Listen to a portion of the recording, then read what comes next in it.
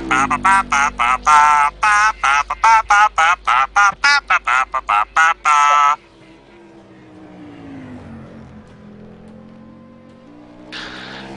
we're back live! Pretty snazzy intro there. Did not realise that this is Beverly Hills Cop, but I'm obviously mistaken. So, Mr. Espen Tipple, you're back in the booth.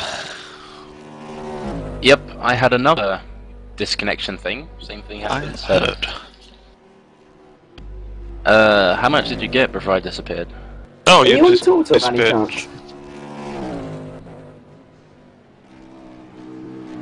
What? Back to the racing. Currently watching. Who's this? Number 17. GT2 go round. Very easily confused with the Spiker of Torrent Motorsports. Very similar liveries on both those cars.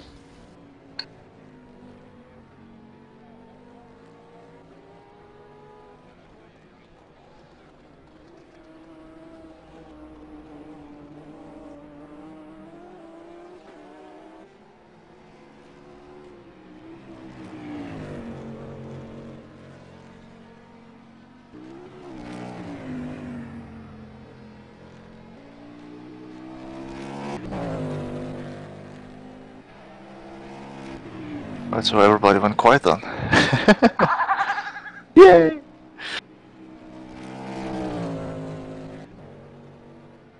Well, I'm just waiting for Mr. Espen to continue his story. Yeah. Where did I drop off? I didn't get that. I don't think you actually dropped off me in the middle of a sentence or anything. Oh. Someone else was talking when you dropped out. Well, downforce, setup, corners, nice. That's pretty much what it all was.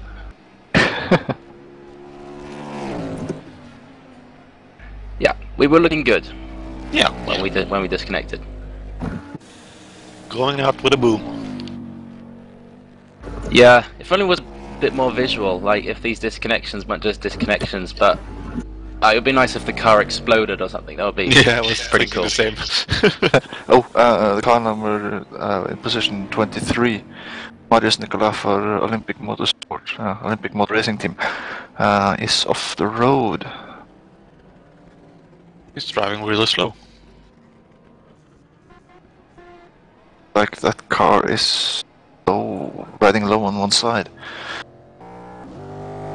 Okay, now I stopped into the fence as well. Mr. Melwish, number 23. That sounded terribly. Oh Number no, 23, Marius! please. Marius! I was backing in for the win, and he stopped. And that's He's not the way I wanted still to his race. So he stopped on the Eagle, I think. He's still going. Oh, yeah, now he's going. I think my computer may have some slight glitching problems. No, he actually stopped the car, but he kept going now. Oh, That's that explains strange. it. And this at the Flugplatz, so it's got virtually the whole Nordschleife to go through as well.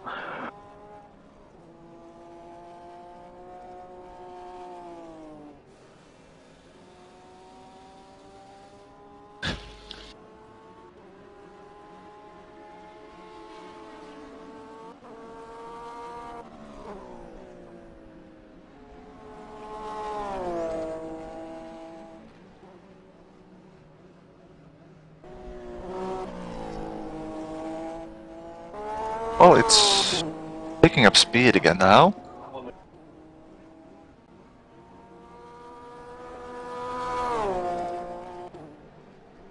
Would just like to say that from a driver's perspective, this is the time of, in-game time of day when it's really nice to drive around because you've got the really nice sunset to look at the last 3/4 of the lap.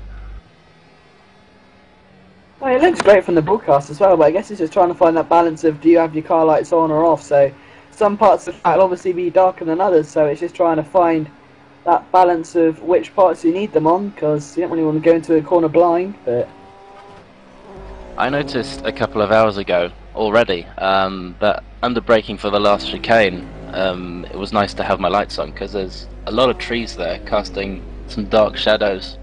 It's quite hard to see where you're going. Yeah, absolutely. I mean, this track's just so long and complex. There's a lot of, I mean, some places will be completely open, others will have so much, you said, shadowing around the corner, so it's just trying to find the balance. You don't want to blind yourself with light or without it, so it's just up to the drivers to try and find a kind of setting they feel comfortable with. As he see Marius going a bit Larry there. There's a Celine, it looks like, getting out of the way. I think that was a spiker. I think that was the one with all the letters.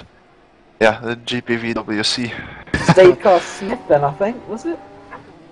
No, Timotoi was into the wall as well. Been a very shaky lap then.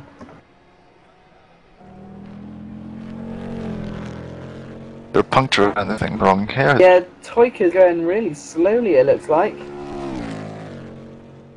I think the splitter is gone, but it doesn't really look like it's a puncture on that car.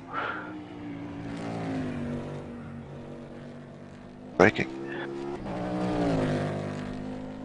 Increase the pace now, so...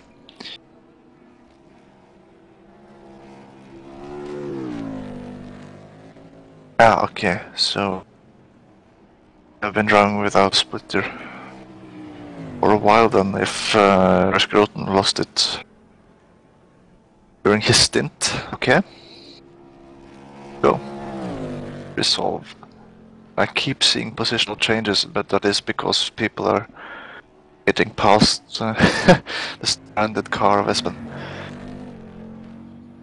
I think while it's a slightly quiet time, as you see the Toika again, it looks like, yeah, as you say, it could be something going on in the car.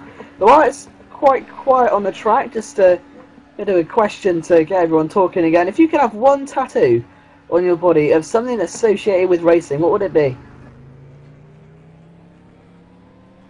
A spark plug. Honestly? Yeah, actually. Spark plug. Angry spark plug. Like a pirate or something. I wouldn't have a tattoo because it's too permanent and I'd look like many words that I shouldn't say on stream. I want to actually get loads of tattoos. I want to get like my sleeves done and everything, but obviously if I want to get into the world of media, it's not the most attractive thing in the world in a job interview, but... Maybe you should get tattooed the checkered flag all over your body so then we can know just how finished you are. Oh, that was a low. Don't call me Kitty Claus for nothing. Well, you could do the way that I did it. I tattooed my upper arm, and when I'm wearing a shirt, no one sees it. And you can get foundation for it as well. Position in drama. Oh, it's Butchie! What's going on with Chris Butcher for Roaring Pipe Maniacs? That car has been abused. He butchered that car! Oh, it looks like he understeered off, took a bit too much speed through one of the sweeping right-handers. Hopefully there's no lasting damage, but I have to say Roy's pun was top class there. I saw a piece flying off, so maybe the splitter or diffuser's gone. It was mine, not Roy's. Oh, I got confused, sorry. I know, two Norwegians in the same room, that sounds terrible. Yeah. Whoa! Taking off over the top there. That he was lost his splitter. Yeah, not good at all there. But Chris Butcher, Butcher, as I like to call him. One of the couple of well, oh dearie me, I think that could well be game over. Oh, yeah. And as long as he doesn't go on Oh, in stop. front of Babushka. Babushka. It's Buksha actually. And for some reason, Chris is actually blinking his rear lights. I think it's the pits. No, it's not the pit speed limiter. Then he wouldn't go that far. He's pumping the brakes, I guess. Yeah. Maybe that's to try and keep him stable around some of the corners. That was Dmitry Bushka, who's taken over the Akuri Sim Motorsport car in 5th position, just going around and popping a lap on Chris Butcher, who is currently 2 laps down. Somehow excuse me, just managing to keep his car going for longer to see if he can get back into the pit lane. I'd imagine he'd need to pit with that amount of damage on his car. Just while that all continues on, we've not done it for a while. Let's do a quick rundown of the field here as we enter our 6th lap, and then we shall go for question number 2. We've got Olaf Matzenbacher still leading for online sim racing. The big thing is though, we've lost a driver. That's Adam Kosminski for Sim Racing PL has just gone out from 17th position. Sorry, that's a disconnection by the looks of it, because yeah, he's just come out of the pits. I wonder if that was a driver change that just didn't happen. Yeah, it might be. So that's a shame there for Adam Kosminski. So he's out. But GT1 currently leads with Olaf Matzenbacher, for online sim racing. The crucial thing though is that he has pulled out to 1 minute 35 seconds advantage over Cameron Chowdhury for 05 Motorsports. So in theory he now has a pit stop in hand advantage wise, because they're running about 3 or 4 laps now different on their strategies, where online sim racing has managed to pull out a lap longer each stint round. So that I think has now played into the hands of Chowdhury being in 2nd position, no longer leading that one. Pazniki for Sim Racing PL is in 3rd position. The raceboard team there, 3 minutes off the pace, with Jan Wimensing 4th for Sim Racing VN. Sorry? Timo Toika just missed his pit box. He's going in for a driver swap. That's not going to work out over him. Dmitry Bushka, 5th for Akuri Sim Motorsport in the GT1 category. Buksha, sorry. It's because I've got that Kate Bush song in my head once again. Telekiss. Sorry. Telekiss has unlapped himself currently, just where everything's kind of going back on again. I think he'll end up a lap down once everything's shaken itself out for Simco Dream Team in 6th position. 1 lap down is Dave Carr-Smith leading the GT2 category with aplomb as per Torrent Motorsports style of recent. 7th position, ahead of teammate Boy Vanderlaar back in the 2nd Torrent Motorsport car. 8th position, 2 laps adrift. Alex Renas for Akuri Sim Motorsports is 9th and 3rd overall in the GT2 class, with Chris Butcher still plodding round in 10th. And we lost them. Sorry, we lost the GPVWC car at the driver swap. Oh, we have indeed. William Tringas is showing on the server, but there is no car in sight, P22. And that's the end of their shenanigans, I think. That pops us down to just 21 teams left already at such an early point. I think I've killed my mouth slightly.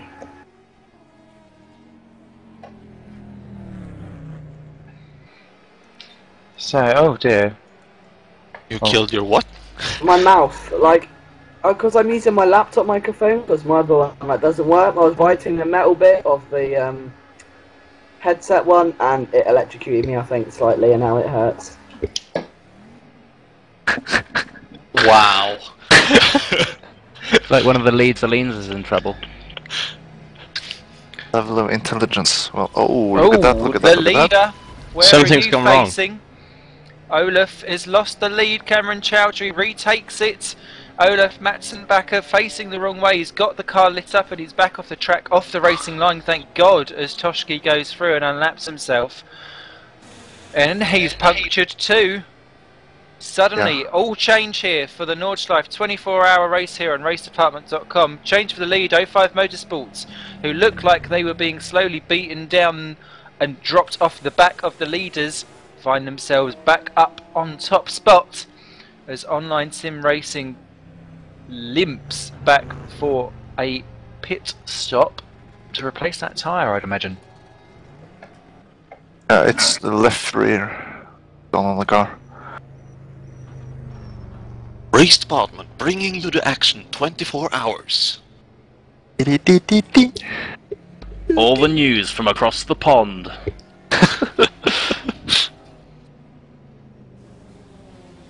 We don't broadcast, we narrowcast. Well, I tell you what, the Olaf was very lucky to actually get away from there because he stop was being idiots. because he was actually standing partly on the grass, and the grass is actually quite higher than track at the point, so just enough grip on the rear tires to get the car moving right direction. It's all go. Let's.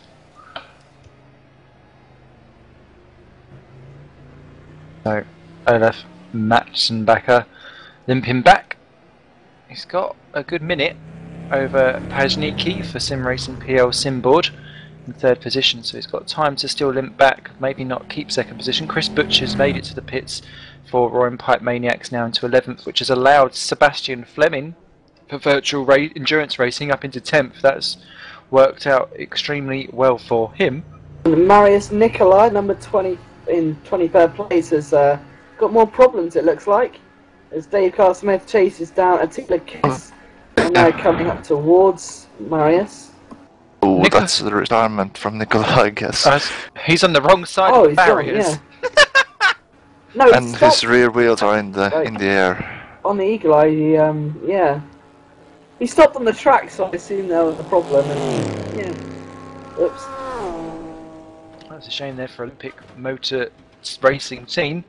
I was backing him for a win as well, so. I think you've just lost your bet there, mate. Yeah, I'm going to wear everyone Freddo now, I think. But let's follow the Dave Carl Smith battle. This should be heating up. This for 6th position as they come towards the end of the lap. Yeah, there it goes. They're losing cars at a rapid rate now.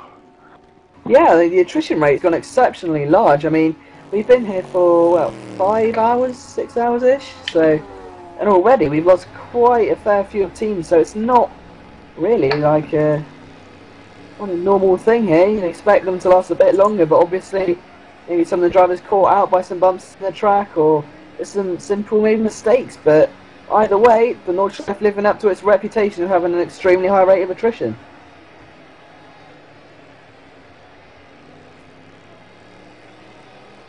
Oh, and I see the Cannibal is behind the wheel of the DSC Motorsport Aston Martin. I don't know if you've introduced him. No, we've not. I was just about to say that, and that could well be a very good person to pop ourselves onto for a lap round the track. P14, Cannabisol. We've not seen him for a little bit. Let's jump on board for an on-board lap. And he's for DSC Motorsports, desperately trying to hold on the car together around the carousel. So that should be good. Wiggling, but I mean, I know Canna from Formula Sim Racing. He's quite a feisty little driver when he wants to be, so definitely one to watch out for if he gets himself into a scrap. Absolutely indeed. But as we go on this onboard lap, it's going to be great to see exactly what the difference is. We've done a few onboard laps when we had a little bit more sun on the track. Now we're starting to see it all wiggling around in a straight line like a wiggly worm. We're going to see it now in the goodness me, the twilighty conditions. Then we'll compare it again once we go to pitch darkness, and you will see just exactly how scary this track can be 6.5 hours into our broadcast. Question 2 for the big old thing. I want to know, name the 4 cups on Super Mario Kart. Oh, I know this one. B cup, C cup, D cup.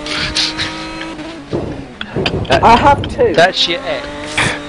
Oh, yeah, that's D cup. There's mushroom, there's flower. Shush! Shush, shush, shush, shush, shush, shush, shush. It's Then for only 2 everyone. I've got down. Oh, you have to write it. Write it down, because remember there is Okay. prizes at the end. This is to the people in the commentary box at the moment and people who will be in the future. If a question is asked, do not give answers. Ever. On I stream. don't know any answers. Where do we You post don't know answers? anything. I did. I ruined everything again. I'm sorry. Where do we post the answers? Keep them in a text file. An email has gone out from Race Department telling you exactly where to send the answers at the end of the broadcast. The questions are also going in a forum should you need them later on down the line. There's Cannabasol has got not just Boy van der Lars, but also 15th position closing down on him. Marius Burt is closing down very quickly indeed. We're staying on board while our cameraman takes a quick break, but Marius Burt has closed just within a couple of seconds of Cannabasol, so that is going to be our best battle on track. And that's a GT2 car. It is GT2 versus GT1, not necessarily for full honours, but the GT2 car is closing down Basol for GT1, and it's not the first time we've seen mingling of classes, so not necessarily a straight fair fight, but an interesting one nonetheless. I think all when you get a bit wide there, but I mean I think the thing is as well, I mean you will see drivers another wiggly worm as Simon would say, but you are going to see drivers take very different lines as the track's only based from day to night, because you can't take the kind of aggressive line you take in a day because your line of sight changes. And Boy van der Lars going to the pits. Second position are in GT. Simon, for your competition, can we work together and then answer separately at the end? Well, you're all your names are all put into a hat to see who the winner will be, so... We get an equal chance. Oscar, come on, let's do it. How big hats? The answer to your question, Liam, is no.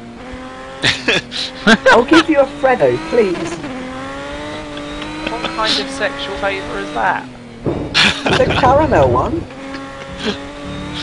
That No, sounds it's disturbing. But back to racing, you can see Cannabasol really, again, another one of his drivers seems to be wrestling the car around the track. He's not he's not in a comfortable position at the moment. He's maybe cracking under pressure due to the GT2 car closing up on him, but he seems to be really trying to fight it, keep it on a straight line at the moment. I'm so glad that it was caramel and not a cream pie. And Why would there be a cream pie Freddo? Oh, I just got it. well, we have a driver swap then for the Torrent Motorsport GT2 car. Jonas Bovjaric has taken over the wheel. Those two have been swapping around like blue-ass flies. Yep, and Björn Drisk has taken over the online simracing.de car in 4th position now as Jan Rensing for Simracevereniging. Oh, and whoever we're on board with, and just had a little off. Cannabasol is desperately trying to hold Marius Burt behind him, and I think we're going to see him blast through as soon as we get to a clean straight, because Burt is certainly going quicker. If we go by lap times alone, the last time round we've got 2:8:28 and an 8:31 for Cannabasol, who we're riding on board with. Marius Burt, who's busy sizing him up, done 8:27, 8:28, 8:28, 8:31 because he's stuck behind him, but he was running about 1.5 to 2 seconds faster the last few laps before that. And as Canna desperately tries to make his car as wide as possible, through goes Burt. He actually lifts off to let the car through. He knows that he can't really hold him behind, and that is Marius Burt moving up into 14th position overall in the runnings for Simtech Motorsports.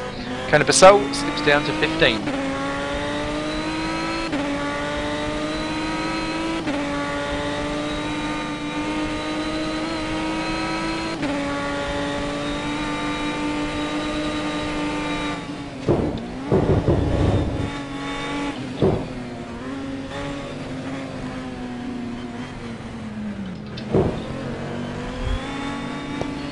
So, 17.5 hours still remaining on this way. It really does show you just how much of a long haul a 24-hour race really is. You may not think there's that much, but as soon as you get going, it's absolutely loads. And you know, credit to the drivers that are still going, even those who have had their ups and downs already this race, which I think constitutes as pretty much everybody. A few unfortunate timeouts, but the attrition rate seems to be falling, which is nice to see. We might actually have some cars left in the early hours. I do find with attrition though, sometimes have you noticed that it seems to go in like clumps? Well, yes. Like people go together. Yeah, and we're Mensing in 3rd position now. Obviously, for Sim Racing VN after Bjorn Drisk's pit stop, which pops him down in 4th. He will be slightly disappointed with that, I think, because when he left the car, it was in 2nd position, so not quite where he left it. Dmitry Buksha, sorry, still in 5th. On a separate note, I've just reached 69 followers on Twitter. Had to say the number, but sorry, but anyway, yeah. Just thought Simon might like the number, to be fair, but anything slightly smutty gives me a wry smile. As Andreas Stankiewicz is back in the LT United car in last position as well. So not too far behind Ryan Walker, who's not too far behind Kevin Toshki. So still plenty of stuff yet to go. I mean, I was talking to Ryan last night, and he said he was, quite well prepared for the race, looking forward to it.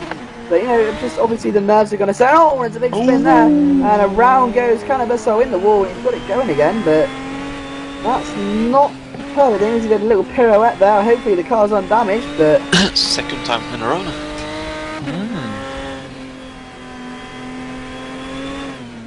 So obviously not in the most comfortable position we've seen though. The previous couple of laps, he really has been wrestling the car around and hasn't really had the raw pace that the team have had earlier on.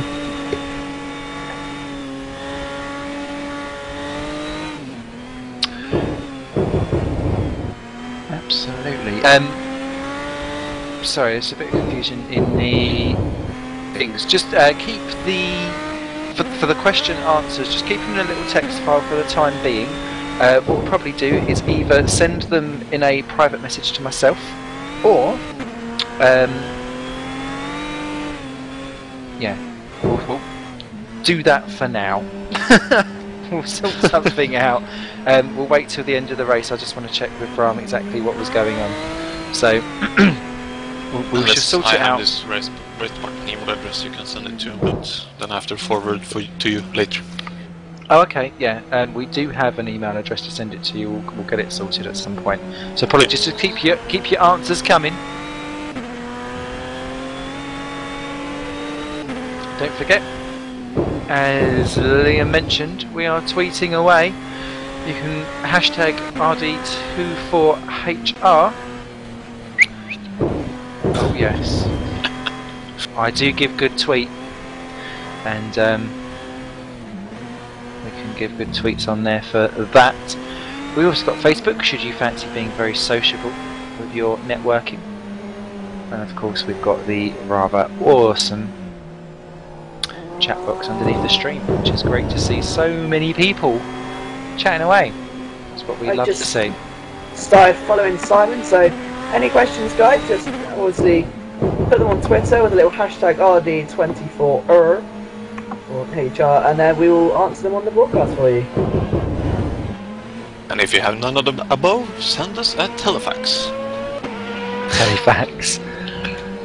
Roy Schroten's just tweeted that GPVWC are out because the driver swap failed, which is unfortunate again for that team. They did look quite strong as well, to be fair, in their class, so really unfortunate to see them go early. But that's endurance racing, I guess. You just never know what can happen.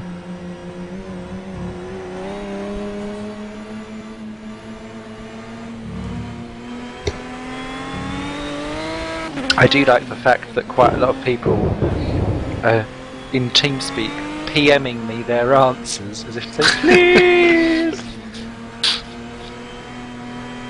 I still can't In all think fairness, of the other 2 cups, to be fair, so in case anyone's new to the stream, the second question was name the 4 cups in Mario Kart. So Super Mario Kart. Just in case, because there's quite a few different karts and I don't want people getting confused, sorry. I only got 3 correct. And I'm only sending them to you on here because I'm not taking part in the prize draw. You are essentially Switzerland. Yes. Avoid all.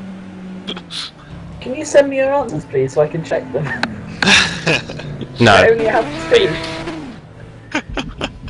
Well, first then you're going to get this question wrong. I'm going to tell you the wrong answer to the first question. It's not NASCAR 2003.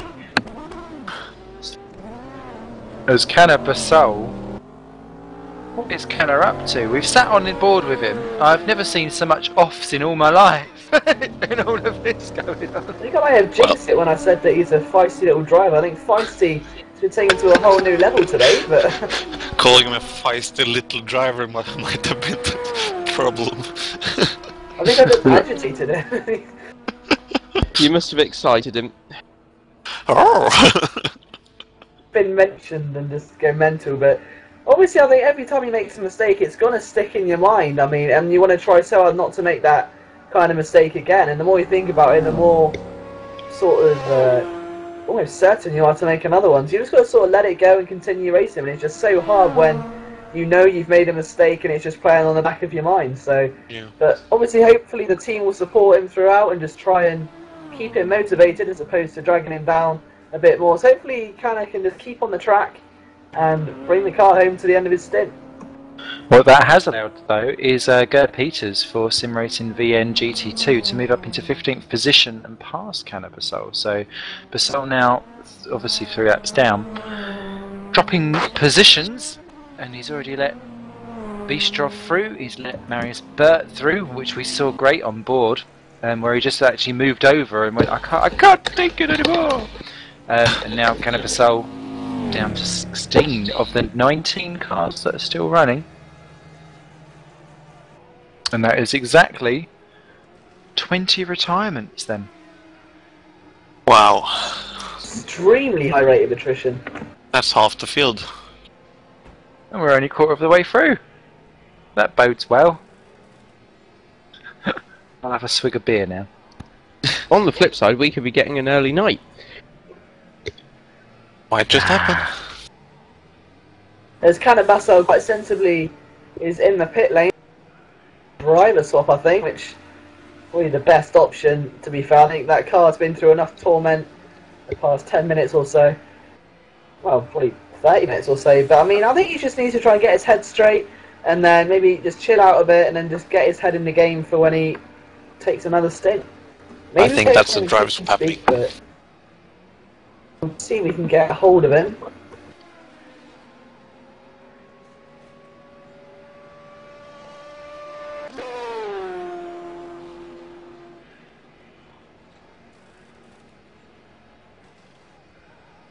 Okay.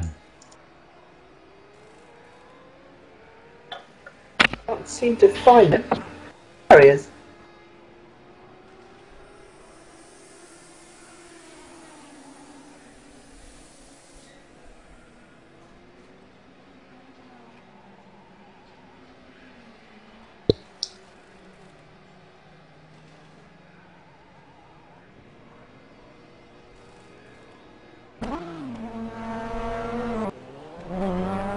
Wow, that's a long pit stop.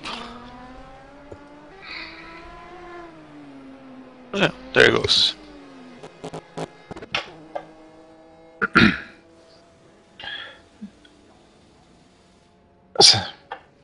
think it's going to be a long night for the DS Motorsport team as you take a look at Dave Carr-Smith in the Torrent Motorsports car, doing quite a good job at the moment, and just behind him is Borna Spoljaric, who's, of course, these guys race together in the GPVWC League, and GPVWC, of course, out of this race due to a failed driver swap, so not the best race for that, but plenty, actually, there's quite a few drivers from that league. Of course, obviously you got Ryan Walker as well, who's doing okay at the moment.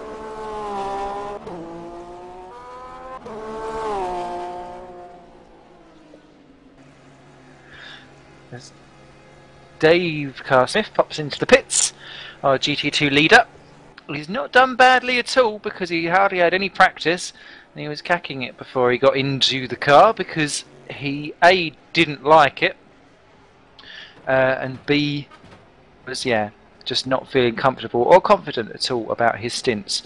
But Torrent Motorsport, a bit short drivers for this weekend. Out comes the old ropies. Although I do hail Dave Carr-Smith, they gave my little Backmarker Brigade team some of their only sim racing wins. There wasn't very many of them, but he got most of them. So I will forever bow to him. Plus, he built the computer that I'm commentating from today for me. So he is all round awesome guy. I'm doing it from a Toshiba satellite laptop on Vista. Could it get any worse? Probably not, but okay.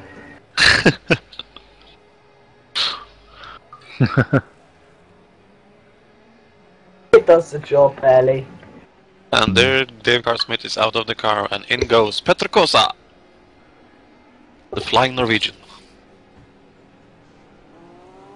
Was he named after the web browser?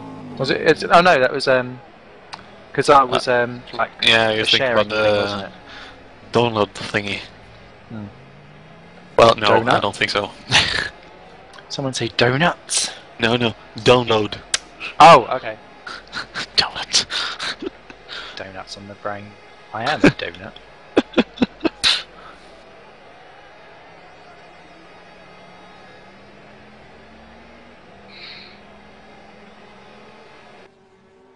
So 17 hours 20 minutes to go, and it's, as you said, we're barely underway. To be fair, as soon as we're at the halfway point, it'll be interesting to see just how many of these drivers are left. But it's not looking too great in terms of intensity numbers on the field. There's a car looking like it's leaking fluid there, which, or is that could be just skid marks? To be fair, Not convinced that Yeah, fluid leaks are covered by our factor. no, it's my bad. It's my computer again. Just- So it's Toshiba. Leave it alone. Sneezing car. I mean, the thing is as well, I think you have to look on the upside for the drivers that are in the race, that because there's a lot less drivers in the field, it's less they have to worry about. Because there'll be a lot bigger gaps between them and the opponents around them, they can just seem to drive their own race, you know, first few minutes behind another driver and in front of another. So they've just got their own little space of track they can continue to work with and just focus on what's in front of them instead of worrying about all their opponents. So it's could help technically some of the drivers in the race, but obviously I think the biggest shock of the race was your previous leader retiring. So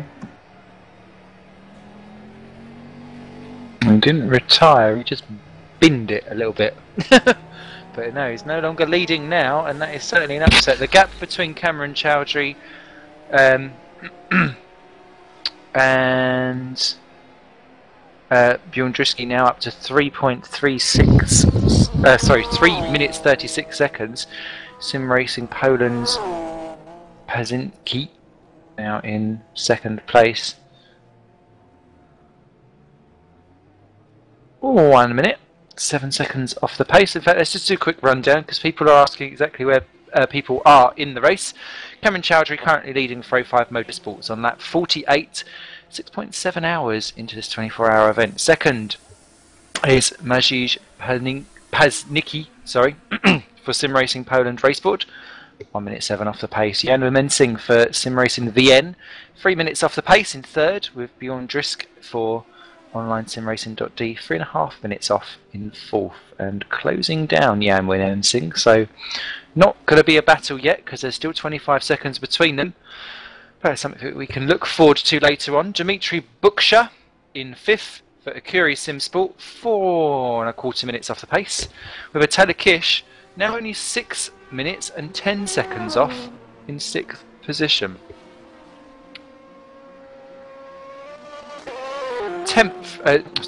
7th, and first overall in the GT2 positions is Torrent Motorsport Mobile's Petakasa, 2 laps adrift, followed by fellow stablemate Borna Spoljaric for Torrent Motorsport, also in the GT2 category. Sebastian Fleming is third overall, and in fact, that's Jan Mensing into the pits, so Bjorn Drisk has already moved up into third as I speak. Sebastian Fleming is in third overall in the GT2 class, but 9th in the race for Virtua Endurance Racing. Chris Butcher is still going in 10th position for Roaring Pipes Maniacs, ahead of Alex Renus for Akuri Sim Sports in 11th.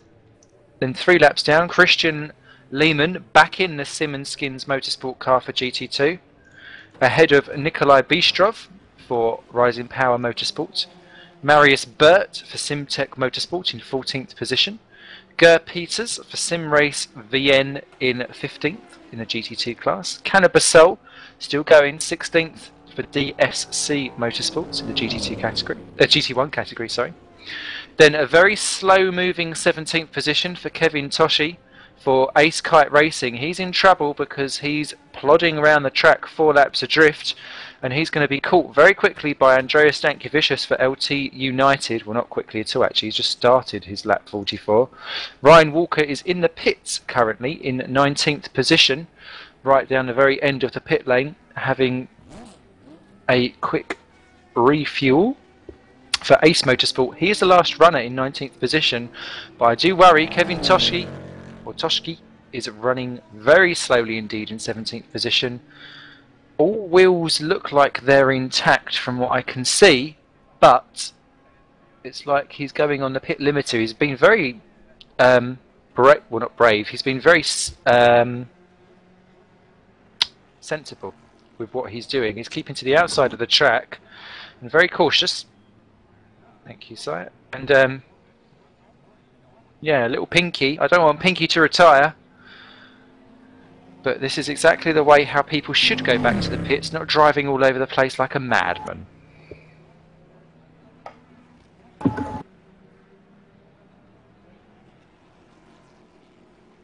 So Peter Casser then is back in the Torrent Motorsports car, and they've got a lead of around 4 minutes, so hopefully they'll be able to keep that. I mean, it's looking pretty strong for them at the moment, it's got to be said. Well, Petrocosa is one of the fastest drivers right now, so he will be expanding that lead. Apart from Simon Smith, obviously, who's a much faster driver. Sorry, I forgot about him. I'm so much faster in reverse. Yeah, that's true. Well, no, also, as I remember it, Simon, you're so much faster with a keyboard. I better. Yeah. Keyboard, yes.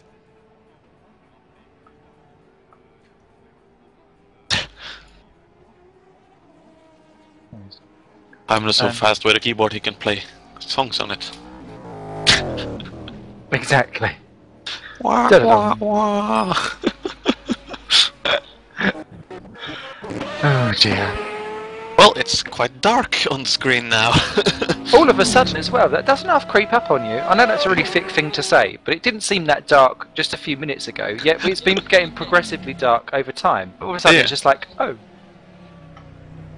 And I like the fact that the game is actually progressing darker at the same rate that it does outside. At least it does here in Norway. Yeah, that's true. As battles rejoined for 4th and 5th position, Dimitri Buksha for Akuri Sim Motorsport is being caught by Mark De Vries, who's taken over the Sim Racing Sim Racing VN car, 5th overall in a GT1 class and the race itself. Are you never going to try to say the full name? De Vries? No, I'm not saying his full name. I stumbled across that far too many times before. What kind of Vereniging Nederland? We should get Remco up here. He can say it. Remco makes me look like a gibberish gibber. Or Roy can say it. Gibber I can say what? Say the name for the SRVN car. Sim Racing Vereniging. Yeah, Sim Race Vereniging Nederland. Vereniging. Vereniging. Vinegar. I'll Vinegar ask head. Remco. Oh, Toski! Nearly catching out Mark De Vries there.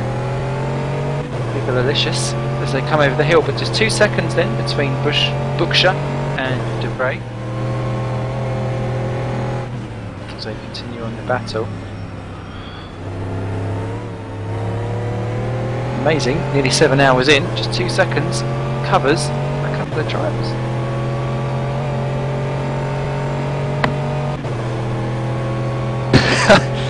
Joachim must hop down to Remco to learn how to pronounce Vereniging. Okay, right, we now have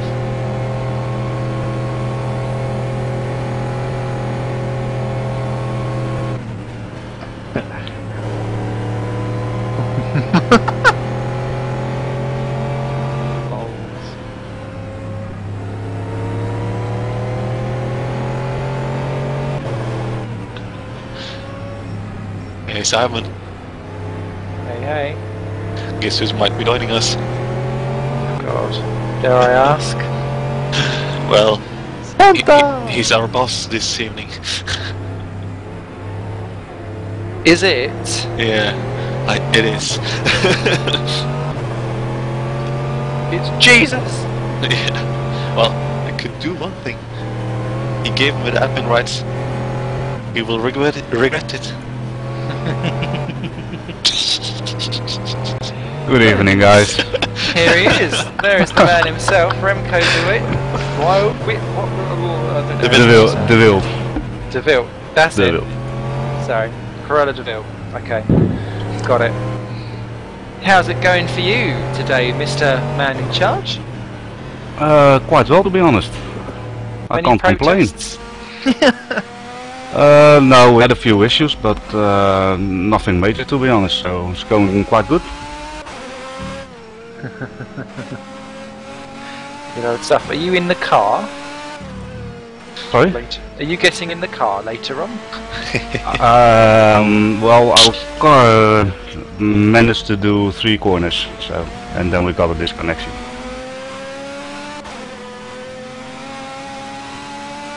Okay. So I will not be driving this event, unfortunately. Oh. Well, that's a shame. And even with his own car disconnecting, he didn't restart the event. No, I was tempted though. I was tempted. Well, that shows that you really cannot be biased when you're actually running the event itself. Woo! Yay! Hats off.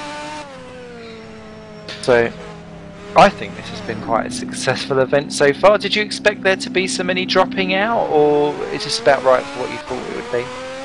It's a little bit more than I had expected, to be honest. The event is announced for 3 months ago, almost, so there's a lot of preparation by a lot of teams done, and I was hoping we were at 25 cars at the moment, something like that. We did expect a lot of cars dropping out in the first 6 hours, but I was not hoping that it will be that many, so that's a bit unfortunate. Kevin Toshki is again running very slowly in 19th position. I don't know if he's still going around the same lap, but he's now last. So Stanky Vicious and Walker have passed him for LT United and Ace Motorsport. So Kevin's still going for Ace Kite, but it's looking a bit grim for him at the moment. I did see someone spinning at the corner of my eye, but I didn't catch who it was. It was a Lambo. But it was Mark DeVray. Or De Freeze, as someone was saying in the chat room, to try and help me get it sorted. But yeah, looking not quite so jolly.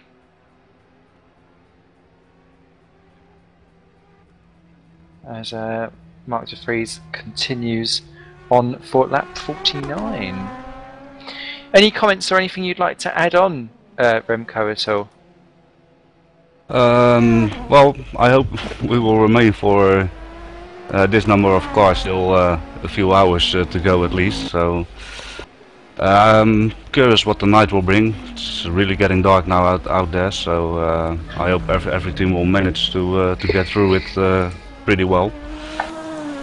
And let's hope for the best.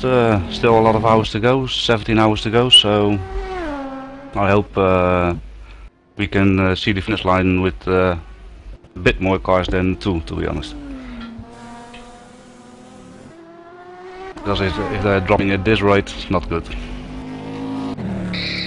So, just while we've been going on with that, it looks as though Cameron Chowdhury has been possibly into the pits, although he's just done an 8:12 last time around. But all of a sudden, from being 1 minute or so behind, Pezhninki is now in the lead for Sim Racing PL Raceboard by 3 seconds from the 05 Motorsports team. So, soak it up while you can for the time being, because Sim Racing PL Raceboard has given us yet another new leader here on this fantastic 24-hour event. quite so sure how that happened. I just assume A5 Motorsports have been into the pits. Quite a few people have been pitting these last couple of laps, so it's around the time for it. We shall soon find out. But Pesniki doing a very solid job indeed. We've not seen much of him.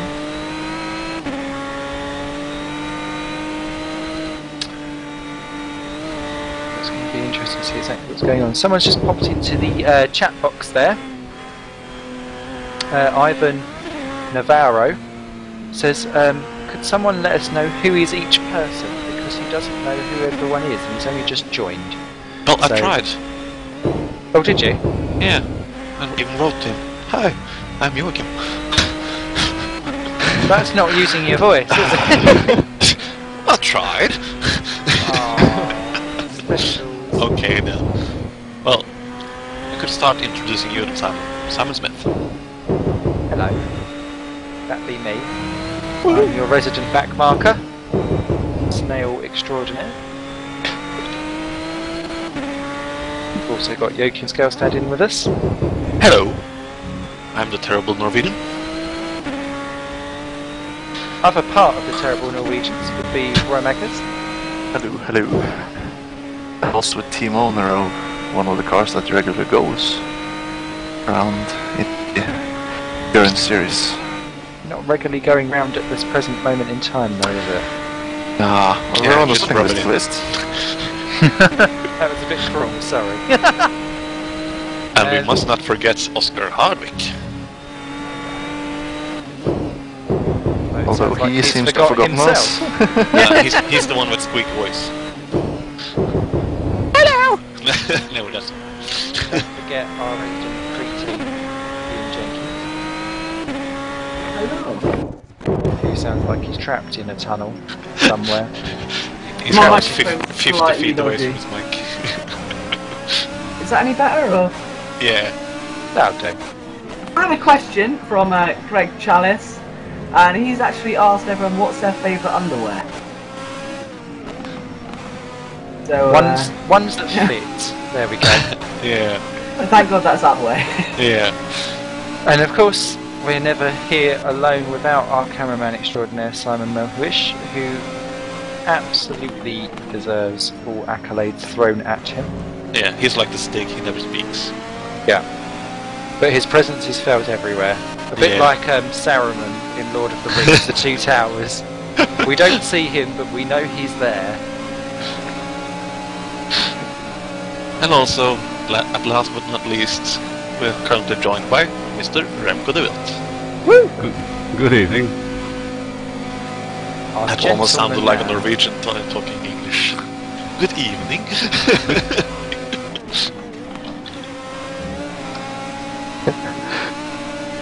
Well, I think, to be fair, it's been quite an eventful broadcast so far. It's been thrills, spills, laughs, sadness, a bit of everything really, so it's been really successful, and thank you everyone to actually who's tuned in, all 220 of you.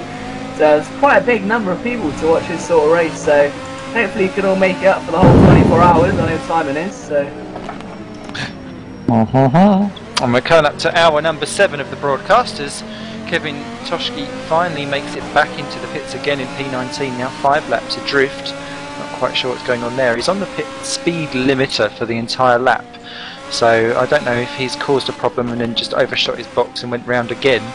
Not really sure, so we'll see what happens as he enters the pit lane. But yes, hour number 7 has arrived. Which means... I think it's time for question number 3. Still haven't done number 2 yet. Yes, we have. I can't still consider the first one, so... So, just a quick recap. Number 1 was what was Jeff Crammond's first racing game released called? Is that simulation or racing game? Racing game. Number 2, because it's the same answer regardless. Number 2, name the 4 cups on Super Mario Kart. And then number 3, which is probably the easiest one, potentially, of the 3 so far to date, which was the first Formula 1 game to feature a real commentator? Oh, I know that one. Ooh. And remember, do I want not write answers in the chat. no, do not write, and I want the name of the game and preferably the year of it as well, of the season that the Formula 1 game was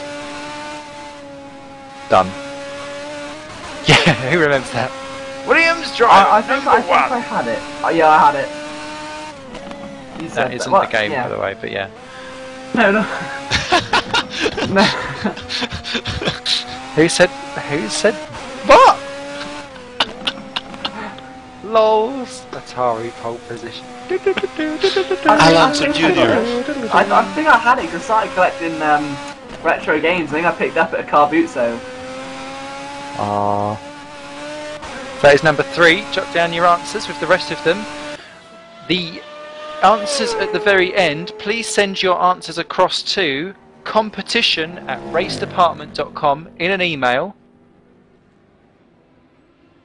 and we will certainly get back to you. If you've got all 20 right, you will go into the hat, and that hat will have a rabbit in, and that rabbit will have a certain copy of R Factor 2, a little key in its mouth, saying, "Please feed me the carrot of goodness."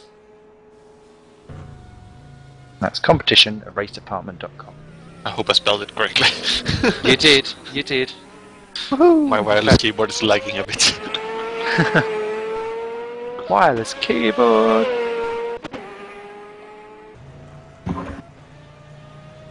I've got 2 of those in my life, actually. Actually, that is a very good spot there by my secret squirrel in the ear. Sim Racing PL is pulling away from Cameron Chowdhury in the 05 Motorsport team. So no longer is it a 3-second gap, it's a little bit bigger than that. It's now 8. So Mr. Chowdhury, just looking actually at his lap times, he done a 9:11, which is why he dropped behind him in the first place, but since has been in the 8:05s, 8:06s, whereas Masij Pasniki, which I've butchered again, has been in the 5s and 6s too, but just at the right end as opposed to the wrong end, so now 8-second gap.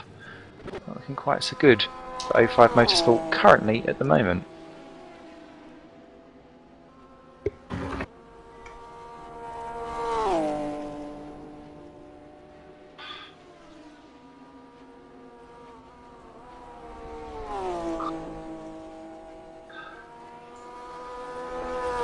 Well, since we are in a, I would call it a dry period, maybe Remco would tell us a little bit how big job it is actually to put up an event like this. How much work did you have to do? Too much. No, yeah, this, we both put in a lot of hours into this event, and Brendan Kasmarek also helped out here and there. So it's been a hell of a road to come to this weekend, and that we could finally start the race. But a lot of free time has gone into it, and with everything you have to do, the skim pack, the testing sessions, make everything work and sort everything out, so that it will be correct, so that everything will be correct. It was a hell of a job. We managed it, and I'm very glad we're here now. So next week we can take some rest finally. Yeah. But what happens after this one? Will we be planning another 24-hour event? I would definitely say yes, of course. Why not? It's a big success, and the broadcast and the whole event is just very cool to see and to watch everything. And I'm definitely for another one. Absolutely. When we first done one, then why don't do it again? Well, on my behalf, done a quarter of it.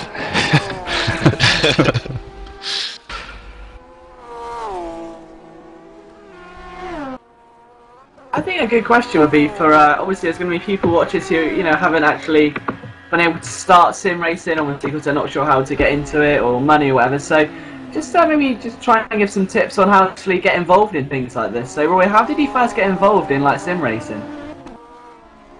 How I did I get involved in sim racing, or? I guess Anyone it was for really? anyone. Okay, well, it is not that difficult to get into sim racing, but I think the most important thing is gain experience before you start an event like this. You have to do a lot of short races first to get used to the racing itself and find your comfortable speed with the car, and how do you manage your laps and everything. And if you really want to go in an event like this, I think it's good to step in a team that had a lot of drivers, so that you can do short stints some later in the event that not so much cars are on the track and everything is a little bit settled, so you can used to it. And well, basically it's just going out on the track and gain experience, practice a lot, because that is the main key to survive an event like this, if you ask me. Yeah, absolutely. I mean, of course, there's loads of sims out there as well. All you really need to get started is just a basic wheel, which you can get from anywhere for about £20 up to like the £500 sort of mark, and then just the simulations such as R Factor, which these guys run on. And then, of course, I mean, you make new friends as well. So it's just a really nice community where people, actually treat each other with respect. There's no trolls to an extent, and it's just really great to get involved in, and a great hobby. And some people can actually make a living out of it. So. Well, yeah, if you make a living out of it, it's more work than hobby, if you ask me. But I just do this for fun, and it's what you said. You can get it as crazy as you want for yourself. There are wheels out there that cost more than €1,000, and there are wheels that you get for €50 and still have the same amount of fun, or even more fun, if you ask me. It really doesn't matter how much the wheel costs. I'm rubbish driving anyway, so. Well, since we're on to the topic, the way it started for me was I've always been interested in this kind of games, so I joined up with the national league, thanks to a friend, driving in Norway to, well, just learn the skills and have fun with it. And then I discovered the race department and joined in there, and I've been doing a lot of club events and different leagues, so gain experience all the way. And the more you drive, the more experience you get with all of this. Yeah, Then he absolutely. brought me along. Obviously, you can just join multiple teams, multiple leagues, sort of thing. Your microphone. Then things such as like you've got iRacing leagues, or you've got things such as like the Race Department Le Mans Series, or Formula Sim Racing, things like that. And you can just choose to go down like any route you can. If you want to drive oval races or stick to open wheelers, you can just do what you want. And it's just a great way for people who perhaps can't afford to start karting to just still try and get that competitive sort of racing thing. Well, Roy brought me into this, so I guess you all can thank Roy that I'm here. And my sim racing career has not been that long. I joined the race department March last year, and here I am 1 year later, administrator and everything. Not administrating, but moderating. I only actually got into it by commentating. I mean, I'm not exactly the fastest guy on the track, and just started commentating for Formula Sim Racing, which starts next week, I believe, on the 8th of April, so tune into that one. But yeah, I mean, it's just several ways you can go about it, and it's just, as I say, it's awesome to try and get into if you can, so. Go to race department, sign up, and away you go. Just find different communities. Everyone that you find, watching the stream, most probably talking on the stream, myself, Liam, both Simons, Roy, Remco, Joachim, and so on. We all do racing in different areas, and I've recently been doing a lot of Richard Burns rally. Haven't we all? It's a very good one to give a shout out on the stream. Simon's just in time. It's Simon, fantastic, is Richard Burns rally.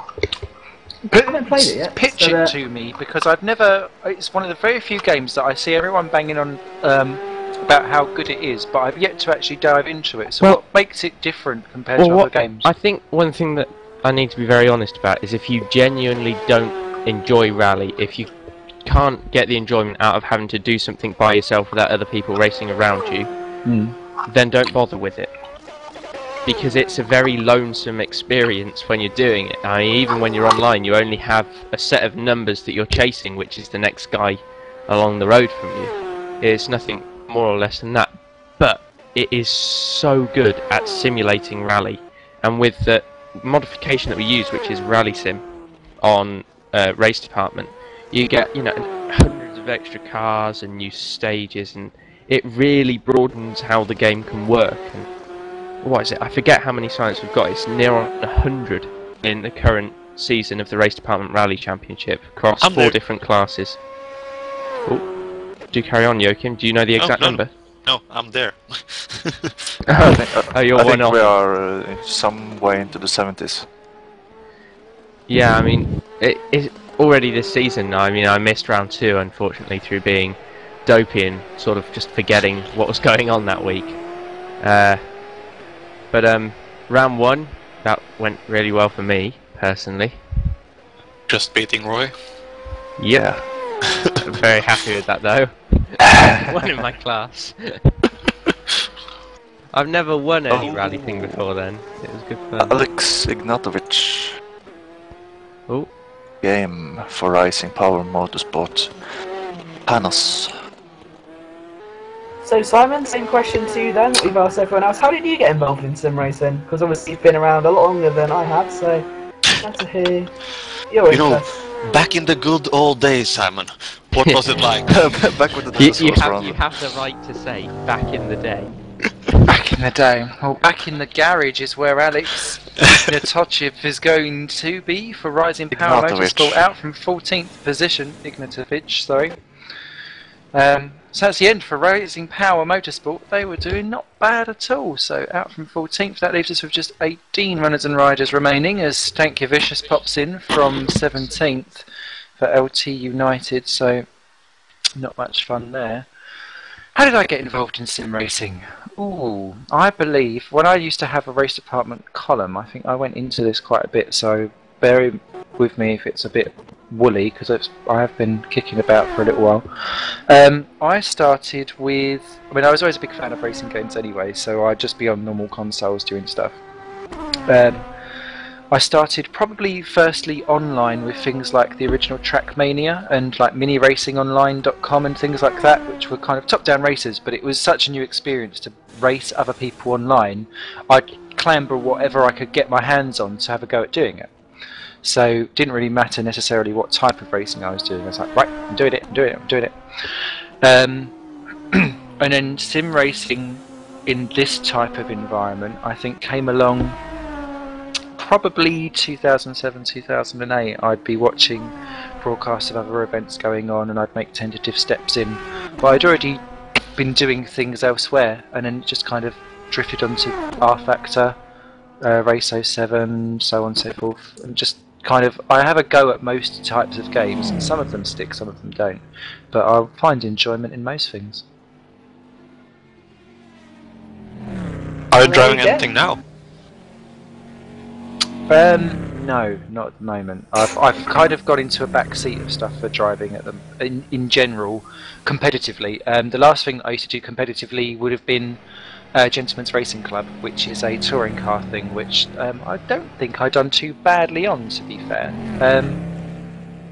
But I found that much easier to deal with because I was drawn to open wheelers more than anything else, and my style of driving, because I still drive with a gamepad as opposed to a steering wheel. Boo hiss, I know. Sorry, everyone. I'm no good at driving with wheel. That involves doing things. Yeah, it's those cars that you can kind of fling around a little bit, so my driving style kind of suits that better, I suppose.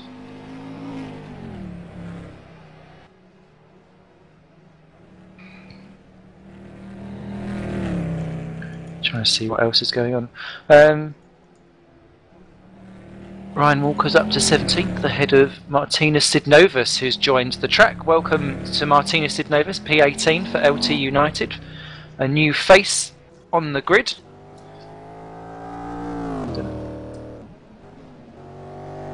Hello.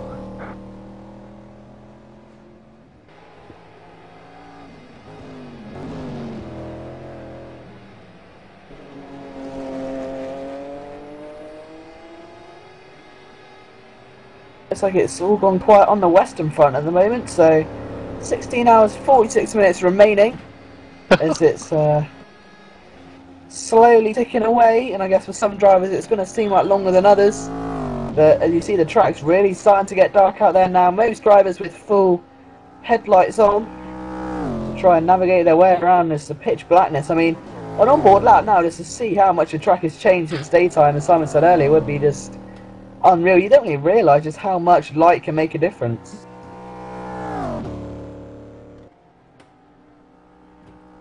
There needs to be light at the end of the tunnel, somewhere along the line.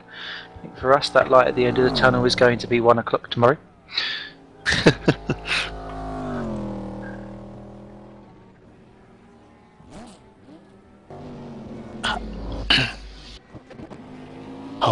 How long is it? 16 something? Everyone say goodnight to Imogen because she's off to bed. There we go. Good stuff. Oscar's Imogen to us. No. Yes. Good night. Nighty, nighty, nighty. Yes. We've got, for some of the quieter moments, we've got a couple of self-contained quizzes. We've got the big quiz that's obviously going over the rest of the time here. Who is that quite close together? Oh, it's Sid Novus overtaking Ryan Walker for 17th and 18th positions. So that was a change in position there. Although Sid Novus currently a force to be reckoned with in a couple of leagues that I commentate on elsewhere, so I expect him to do very well here today. Walker still going 18th, he just wants to get to the end and he doesn't want to be the man that crashes his stuff out, and he's exactly pretty much a lap ahead of Kevin Toshki, who's still going 5 laps down.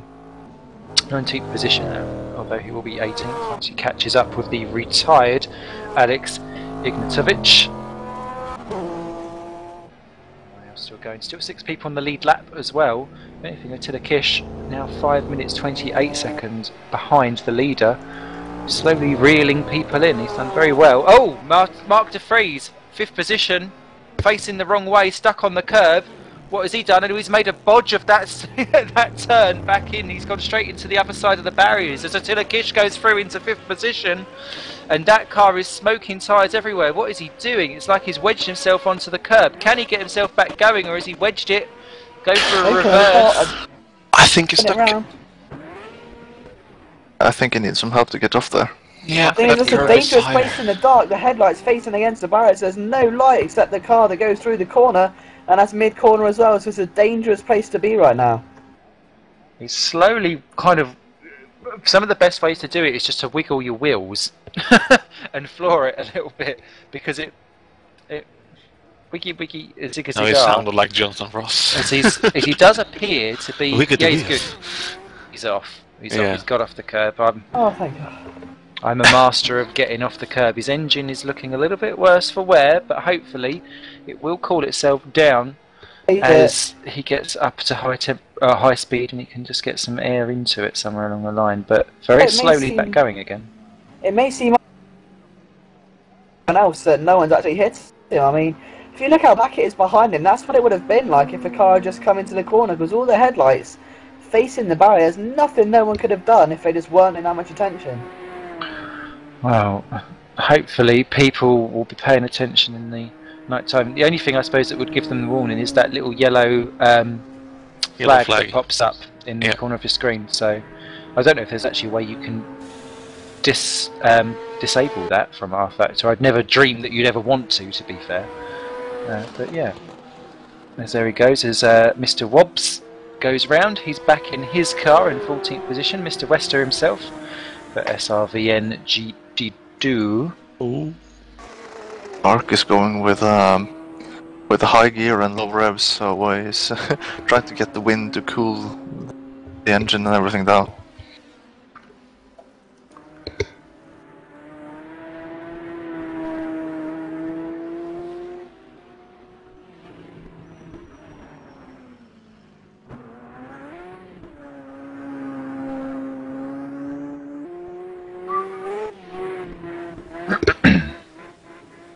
So he all continues on.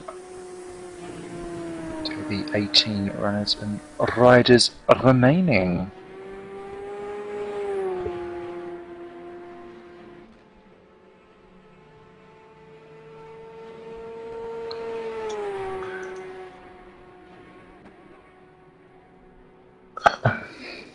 Hello.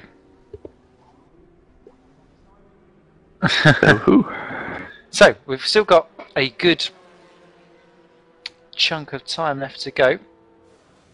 And we have Atlakish into the pits for the Simco Dream Team in 5th position overall.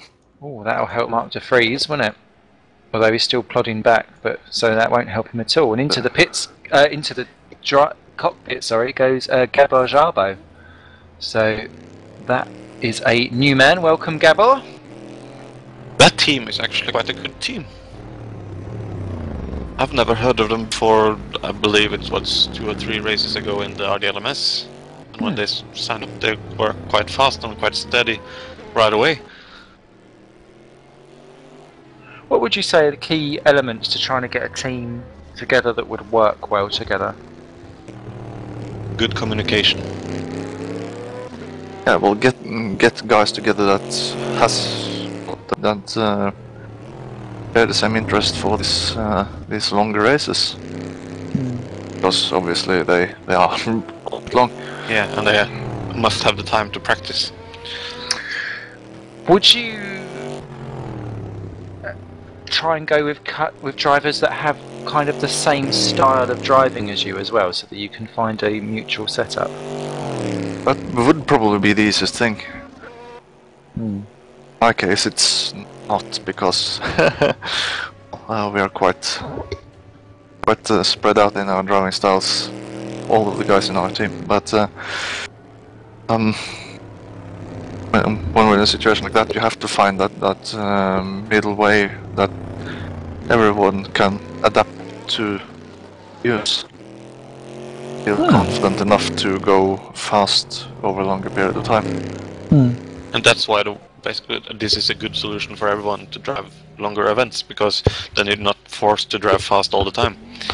Even the slower drivers are able to finish good. There's But this rewards is a for good race for you, Simon. Yeah, strangely enough, actually, despite me being quite slow as a sim racer, I remember in my time during Grand Prix Online, I was the only driver who had finished every single race, and therefore I'd automatically scored in every single race. So I had a 100% points record, which was quite awesome for an entire year of racing. So that was really good, because there would be quite a lot of people who were quite seasoned and they would be much faster, but they would go for gaps that weren't necessarily the easy ones, and they'd be out. There'd be people that were a lot slower that were just less consistent. And I'd just plod away somewhere in the middle, and I'd get some points at the end. Same for generally Grand Prix Online. But then I'd find actually that in the leagues where I'd be faster and higher up the order, I would then start wanting to take more risks, and then I'd find that actually I think I'd get a couple of retirements in other places, or I'd make mistakes and slip down the order. And it was really weird that I'd find that in the ones that I was higher up the field on. But if I was lower down the back, maybe it's because I didn't feel the pressure to have to go for everything, and I didn't have the expectation of going so high up the field. I don't know, maybe there was something in it that you kind of pressure yourself into mistakes and taking risks that you really shouldn't be doing. You can say that the faster the car I drive, the slower I drive it. Well, it's a good point that you make, Simon. Some of my more memorable and probably best races have been when I've jumped in a car and not actually done any practice or allowed myself to be at home with it. And when you're put in a situation like that, you end up respecting the car and the track a lot more, because you don't know how quick you can be and how to go around it. And in doing that, you actually pace yourself properly, and that's what I've done in the past and come up with some really good results. Something that Ivan Navarro has just popped into the chat box actually on a very similar kind of kill is the idea of crashing out a team's car is just too much for me. So mad props to the participants in the event, which we all give our props up to, but I think that's why a lot of people sometimes... Oh yeah. See you later.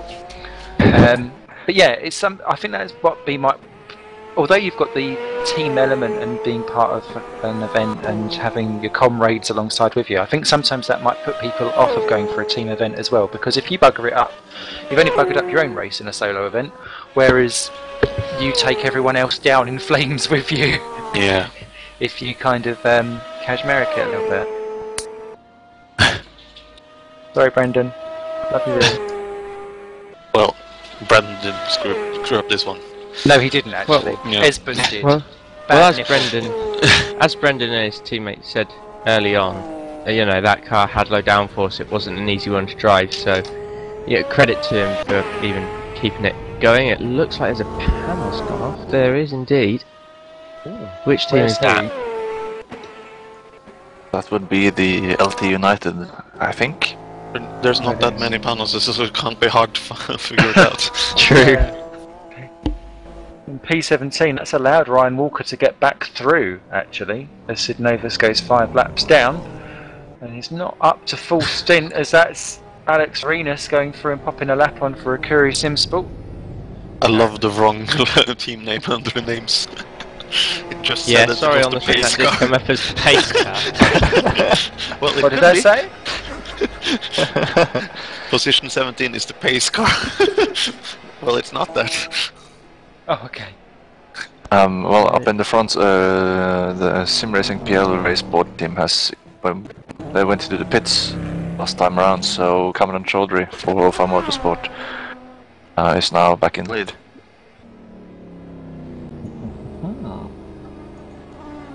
Interesting. Toing and throwing. Carlip has a great question in the chat. Ooh, go for it. What does the light on the passenger seat mean? I guess he's thinking about the red flashing light and the green flashing light that you see on some cars. Well, I believe that's I can't remember who started it. For me, it's American Le Mans that I first remember seeing it. Well, Marcel Persk's put a pretty good straightforward set in it. You know, red is one class, green is another class. But in American Le Mans series, I remember that based on the number of lights and the number of lights that are on or flashing and so on, would actually dictate the position in class of said car. Yeah, And that's I'm not on the side convinced of that the that's car. how they're working with these cars, but Yeah, but those were on the side of the car. These ones are in the front window, so... There's the flashing ones in the front window. That's well, it is what kind of car that comes behind you. Because when you're driving it dark like it's now, it's hard to see what kind of car is behind you. If there's a faster car, you would want to let him through.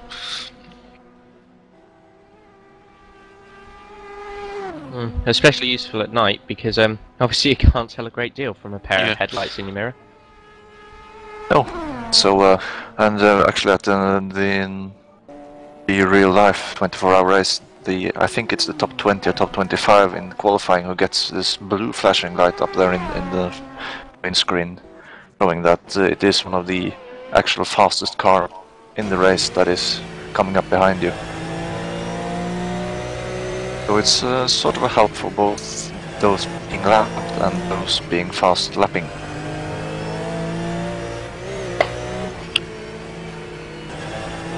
And also you can tell by looking at the starting number plates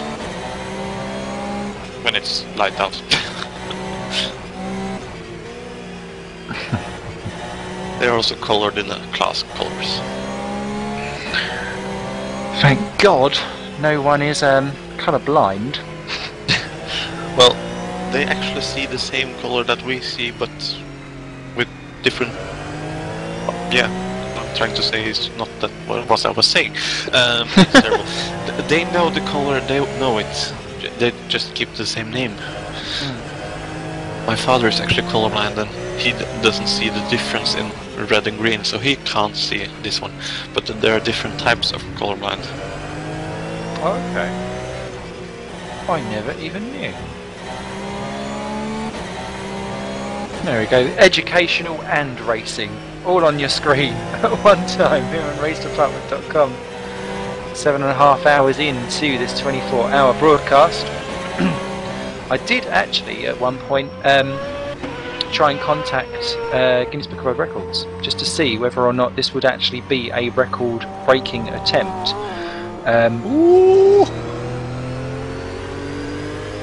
What was that? Someone diving off the track to let the faster car through. Aww.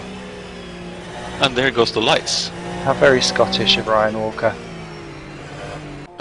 What happened to the lights of the car? Lights are on, aren't they?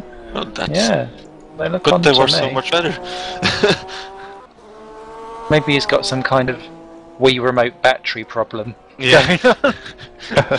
No, it might be because he had a car behind him. That was why it looked so much better. Press Yeah, A and B I to guess so. reconnect.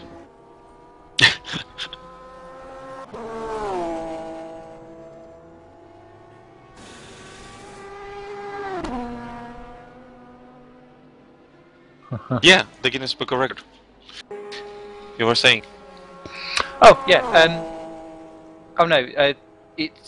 They don't class it as a particular thing to have a record on by the looks of it, because it's difficult to adjudicate exactly what's going on and whether this is live or not live, and you have to have some official person come down. You have to have someone of an upstanding like position in the community to come along and say, actually, we are all legal people. So unfortunately, it's not an official world record, but I'd say it is.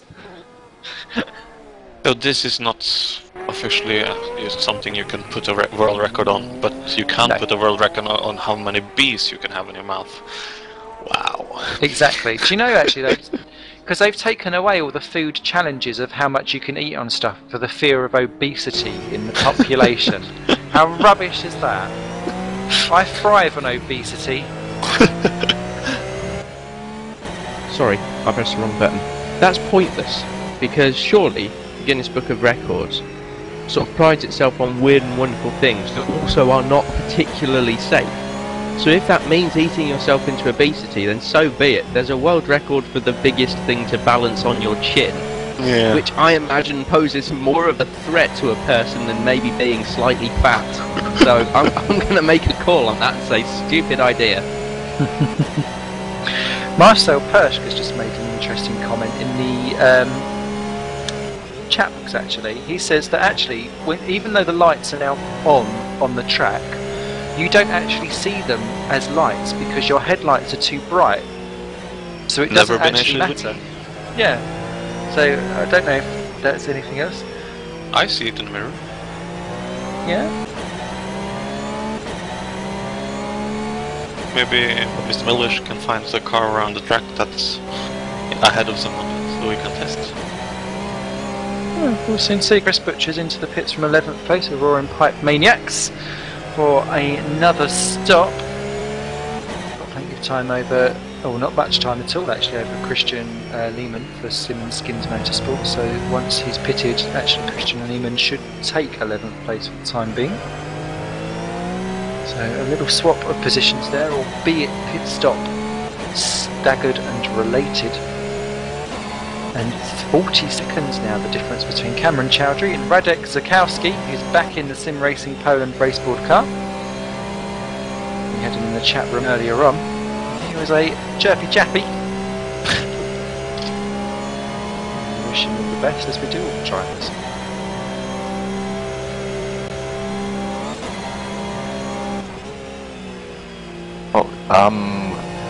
Off screen we've had the leader Cameron Troller was off the circuit up at the Schwedenkreuz area of the track. Oh yeah, he's just got himself back Quite going again. hard into the barrier as well.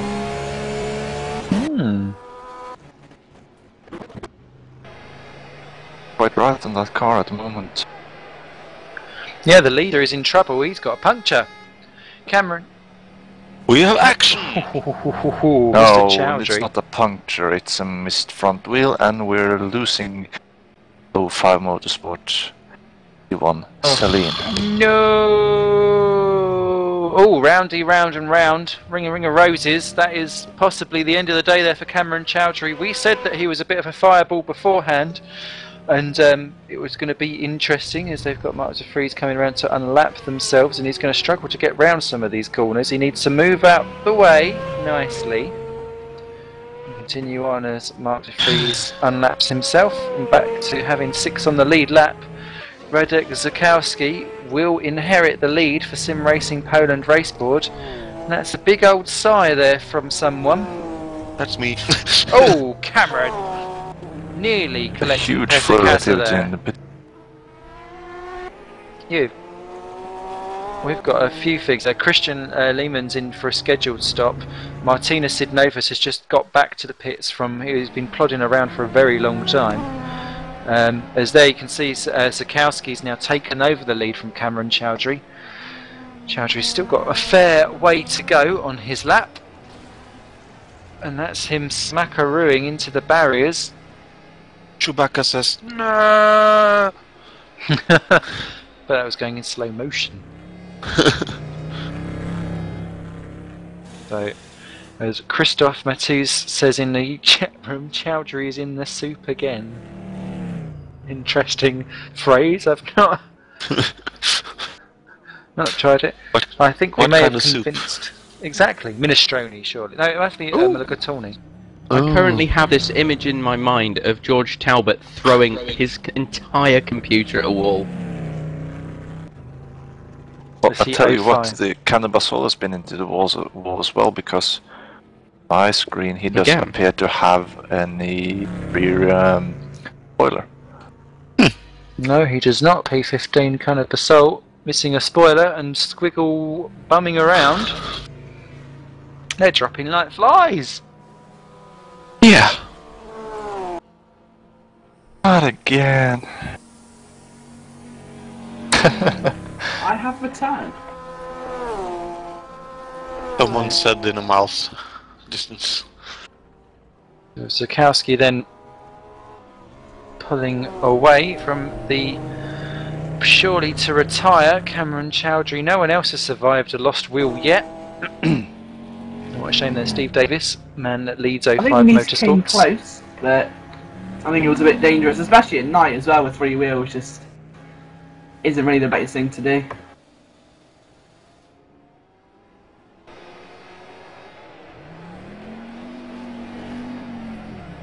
Now we did hear it earlier on as well that you can't build back on when it's first ripped off the car, so Yeah, that's impossible. it's mission impossible, I'm afraid.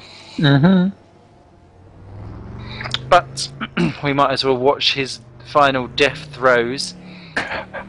Oh, is this where they sing the final area, the diarrhea? No. To answer Richard Roberts' Death question. aria. Currently we've got 18 teams left in the running, but I think we're about to drop to 17 once Chowdhury gets to the pits. So less than half the field remaining, and we're only 7.6 hours into this 24-hour event. And yes, LT United is still driving. Yay! Sid Novus is back out. As is Kevin Toshki for Ace Kite Racing. We thought they were in trouble earlier on, but they're still going. 5 laps adrift. And it's actually been a while since RPM disconnected. But it seems like the chat box has been dead for a while. No, the chat people are still chatting away a little bit. It only seems to update when you click on the chat box, strangely. So Yeah, but as long as you have the browser with the chat box selected, it updates continually. Okay. And I've had mine on for a while, and it's been dead for many minutes.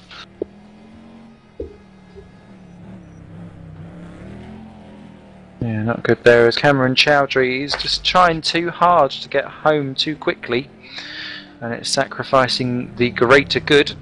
Yeah, you can see the smoke coming off the back of his car, and that really hasn't helped himself at all here.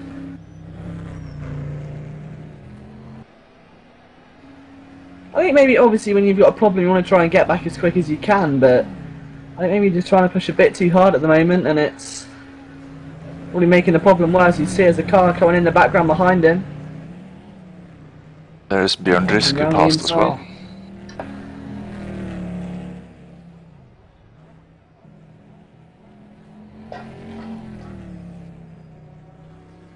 It must be so disheartening, though, driving a car, around any track with damage, knowing that you've, shunned quite a big chunk of the race away, but knowing, it's around the Nordschleife as well, in the dark, and you have to bring the car back to the pit lane, it's not an easy task. Gonna be a fruitless one, I think.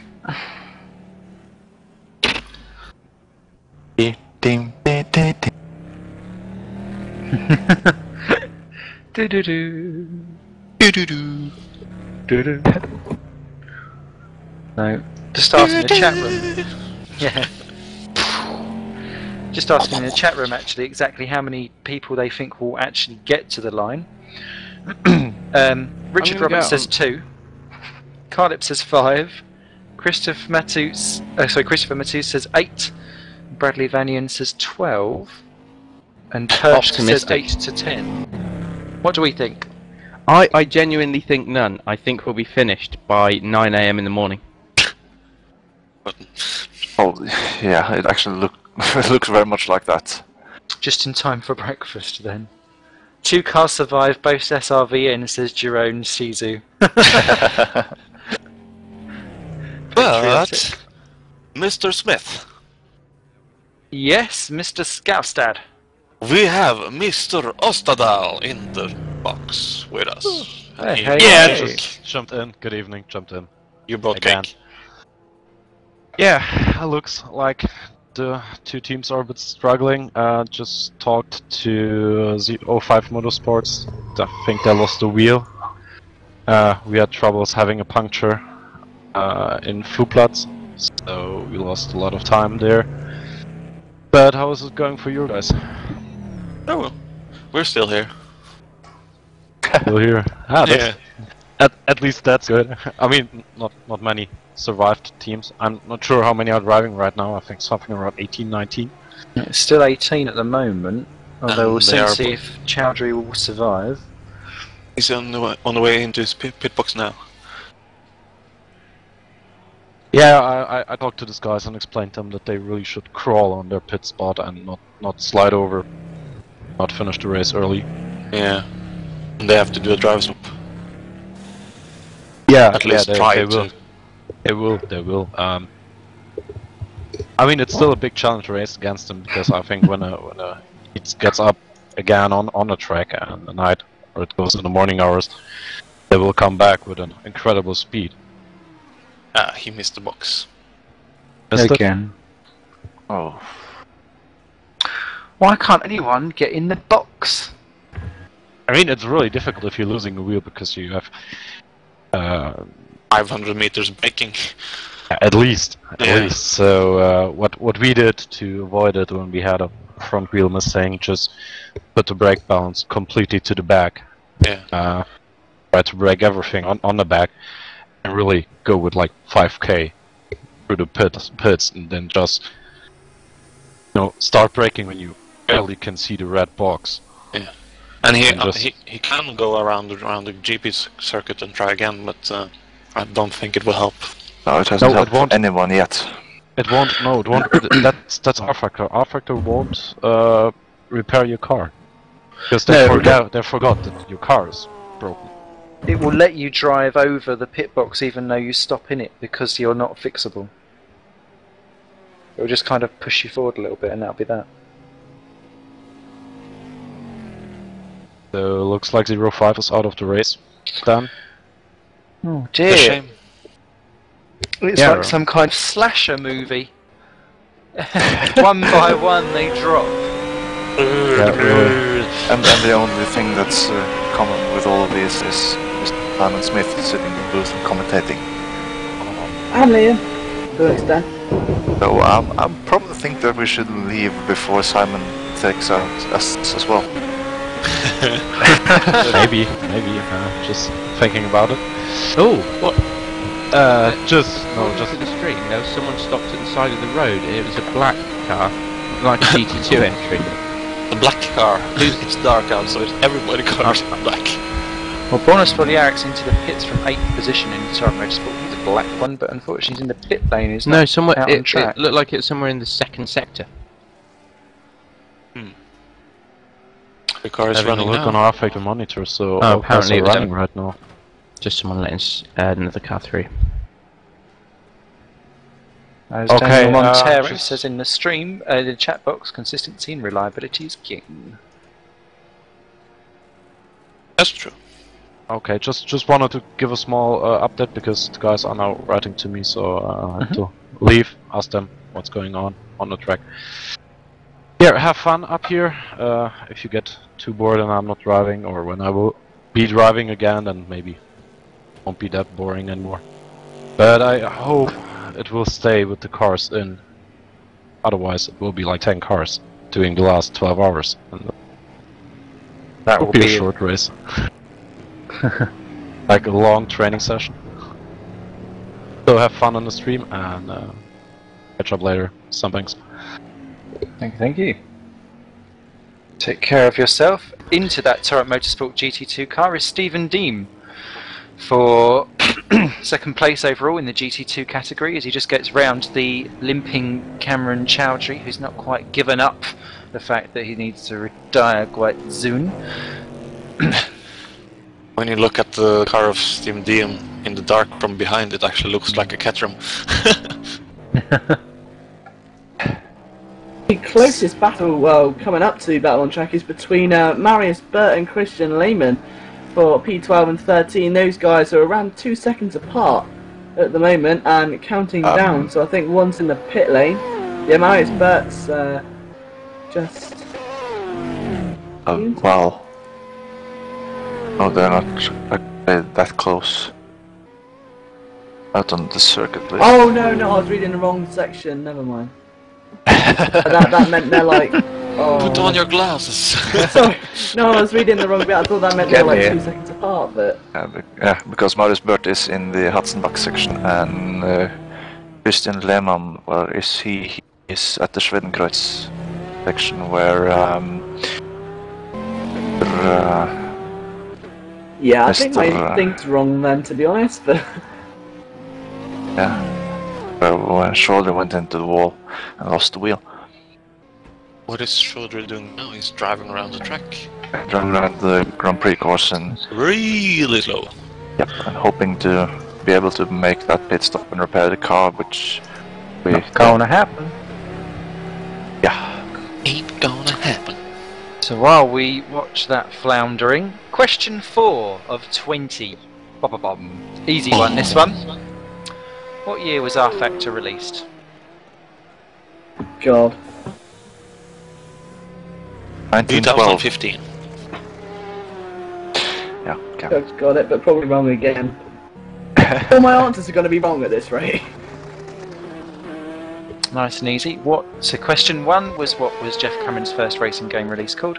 Question 2, name the 4 cups on Super Mario Kart. Question 3, which game was the first F1 game to feature commentary? And number 4 is, what year was R Factor released? That would be the most easiest one of the 4 so far.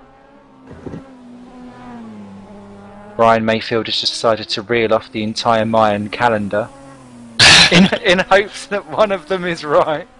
You're right. Well, he can't be wrong then, because the Mayan calendar stops at 2012. Does indeed. Unfortunately, R Factor 2 won't fall onto that calendar as Cameron Chowdhury finally retires. It is. 55 laps in. On the screen, it's a Corvette, is it? Also, the minds who predicted the end of the world. Yeah, These are the same minds we're talking about, I'm presuming. yeah. They didn't predict it. Have you not seen the film? It They happens. know! They know, man! Interestingly, You weren't there! Interestingly, their calendar at that time did not include the 11th and 12th months of the year, so the world actually ended a few years ago, according to their calendar. I just ruined it for everybody, but it's true. I don't think we're at the end, and this thing will be like a whole new government world order sort of thing. No, it's not going to happen, because the world ended a few years ago, according to their prediction. No, like, I mean, the whole NWO stuff kind of has its place, I think. With everything that goes on as well, but... What? Are we watching Adam Egbert? I think I'll leave that for on another screen? time. I'm think not we're watching Adam Egbert. Egbert. I think we might be now, but 15th position. Is he looking a little bit wounded there? It's a GT1 car. I figured it was an Aston Martin by the look of the rear lights. Yeah, well, it is. 8th position then in GT1. Just a lap actually behind Chris Butcher in 7th. But, well, 1 lap at Nordschleife is... It's almost 10 minutes Yeah. So, in my world. yeah, in your world.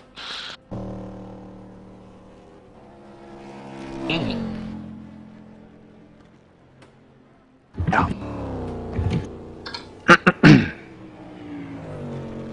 Oh well. What's the time? Half 8. I was just looking at it thinking, I've eaten all my chocolate. I should really move on to some takeaway now.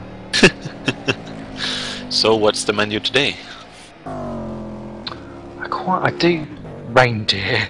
No, Simon, no. Well, no. Rudolph? Can I just say actually, on a festive dinner.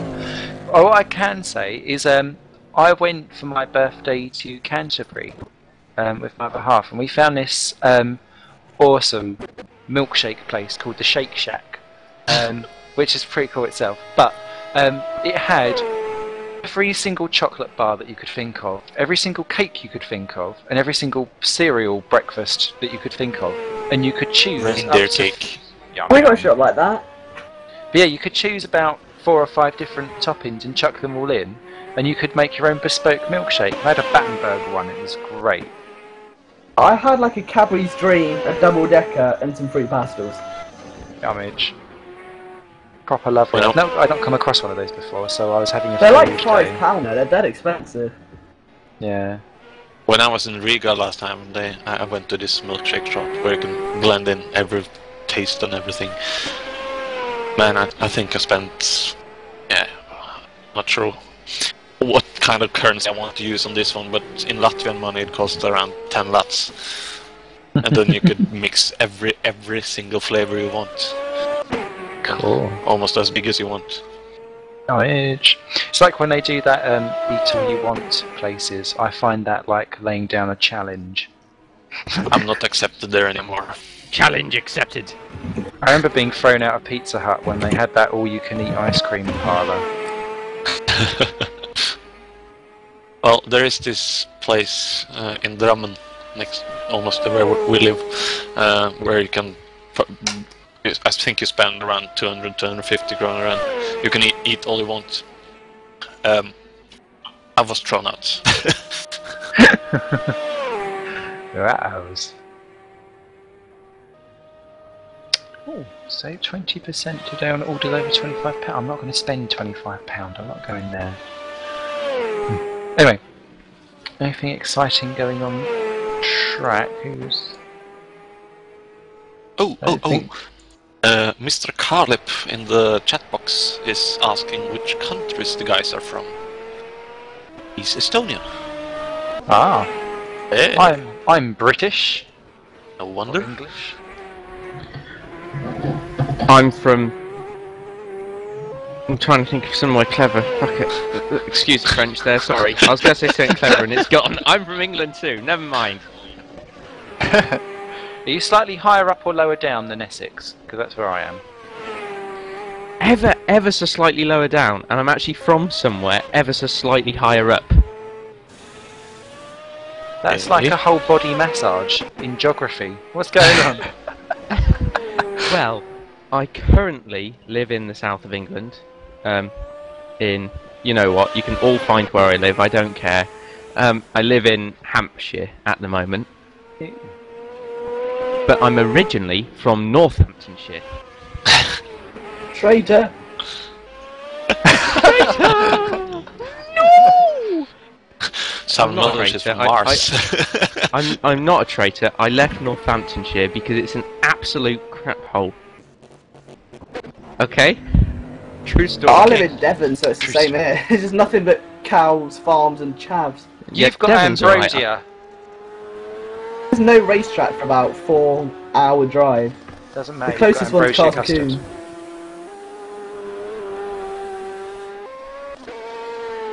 I'm 40 minutes from Thruxton and 40 minutes from Brands Hatch. Lucky for some. I'm 20 minutes away from Tesco. Great. I'm only an hour away, but then I need to steal a plane.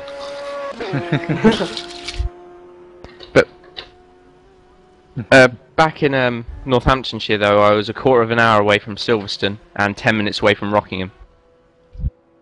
So cool. Where are Joachim and Roy from then? Apart Well- from another planet. We're both situated in Norway. And exactly at this time of speaking, how far apart are you from each other? Under 1 meter. 1 meter.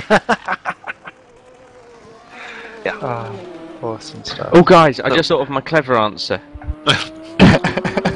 Welcome to the crowd. I know now that I've ruined it by saying where I'm actually from, but my clever answer is going to be so much better. And if anyone understood my clever answer, I would love them forever. Okay, try.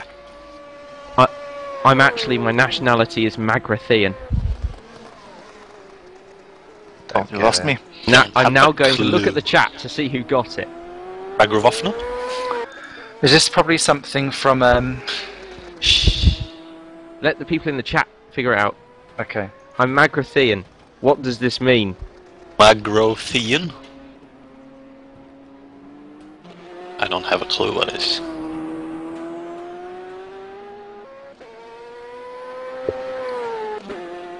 Nems is a winner. Nems is a winner. Nems, Backwards I don't guide know to who the you galaxy. actually are, but I'd quite happily move in with you. Well, he's Offered an up right there. 80-year-old man who likes young boys, so then you're safe.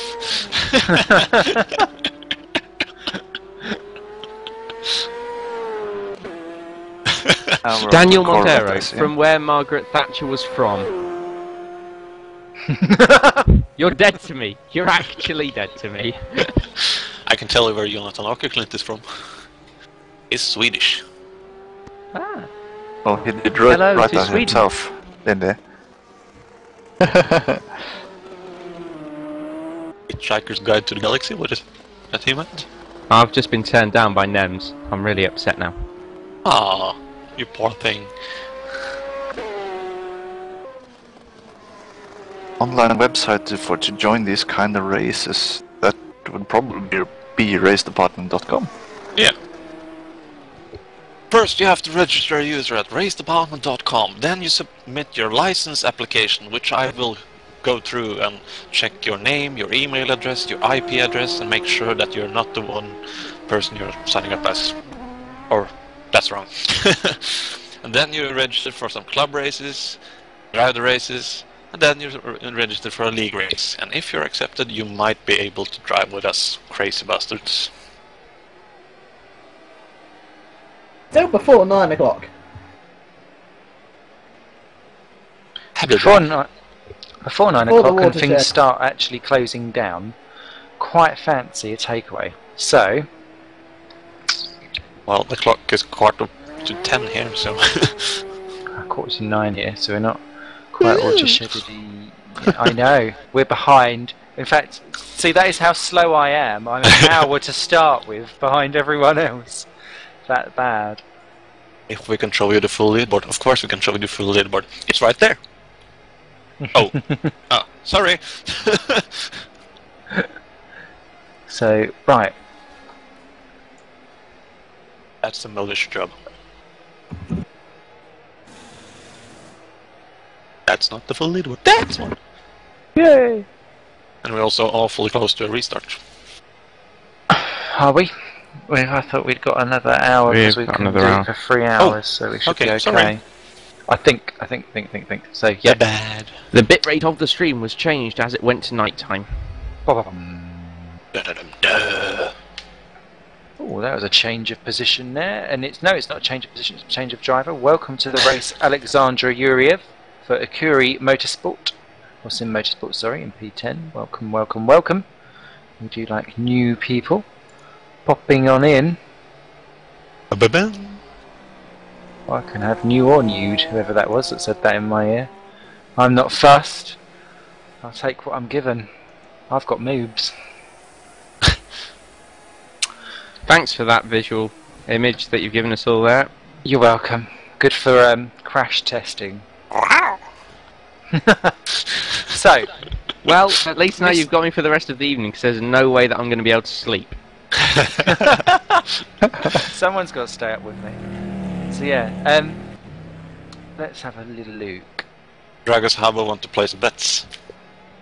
What are we betting on? Who falls asleep first? That would be me. Pick a number between 43 and 57. 52. Okay. I'm having a Chingri Joel. Oh, Is so that, you're Chinese. is that someone's name or is that... That's a little dog. Picking people off a dating website. He just can't virtual dating singles, just pick a number page. Little Taiwanese boy. Like me and you tonight. Oh dear. Or is Oscar Hardwick. Or Christopher Matu says 55. What's that? Oh no, that's Number 54. Oh, it's Roy Magnus. Oh, this is awkward. We'll see you later. Take me out, sim racing style. Let the sim see the racer. Could all be downhill. No, I'm not having Let the driver see the track. Tonight on Dating Miracles. let the gear meet the stick. Tonight on the Jeremy Kyle Show. No. Okay, you got it. Who are we trying to watch at the broadcast? I'm not sure we're watching anyone. We're not watching anyone at the moment. We've gone onto a static camera because the cameraman is off getting some toasted hot cross buns to keep himself alive. Yeah. So, Spend the whole 24 hours with you then. We don't forget Ole Marius. We just speak this way forever. And ever. And ever. And ever. Wouldn't it be great if this show was so popular it would be hosted in Mock of the Week?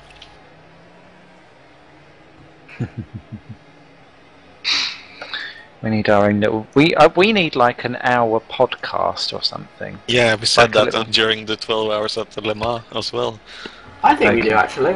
We can just have like a weekly sim racing which branches off to Simon ordering curry podcast. But yeah, Curry and I cars.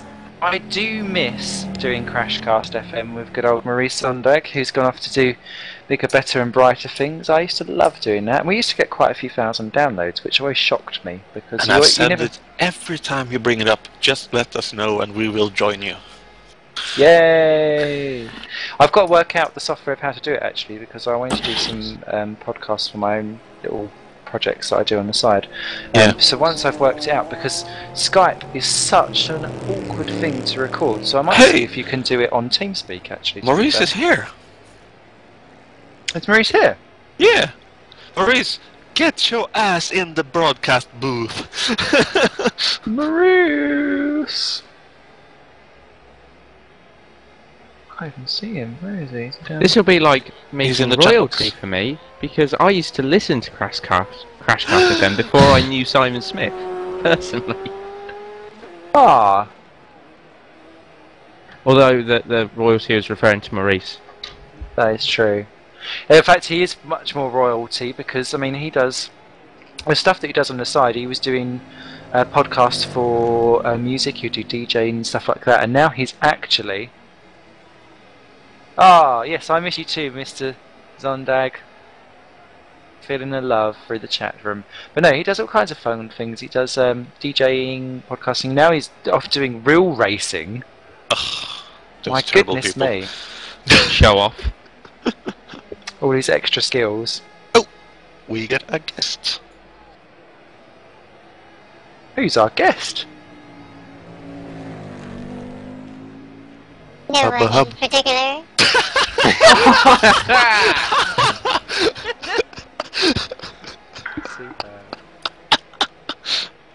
Why is everybody laughing?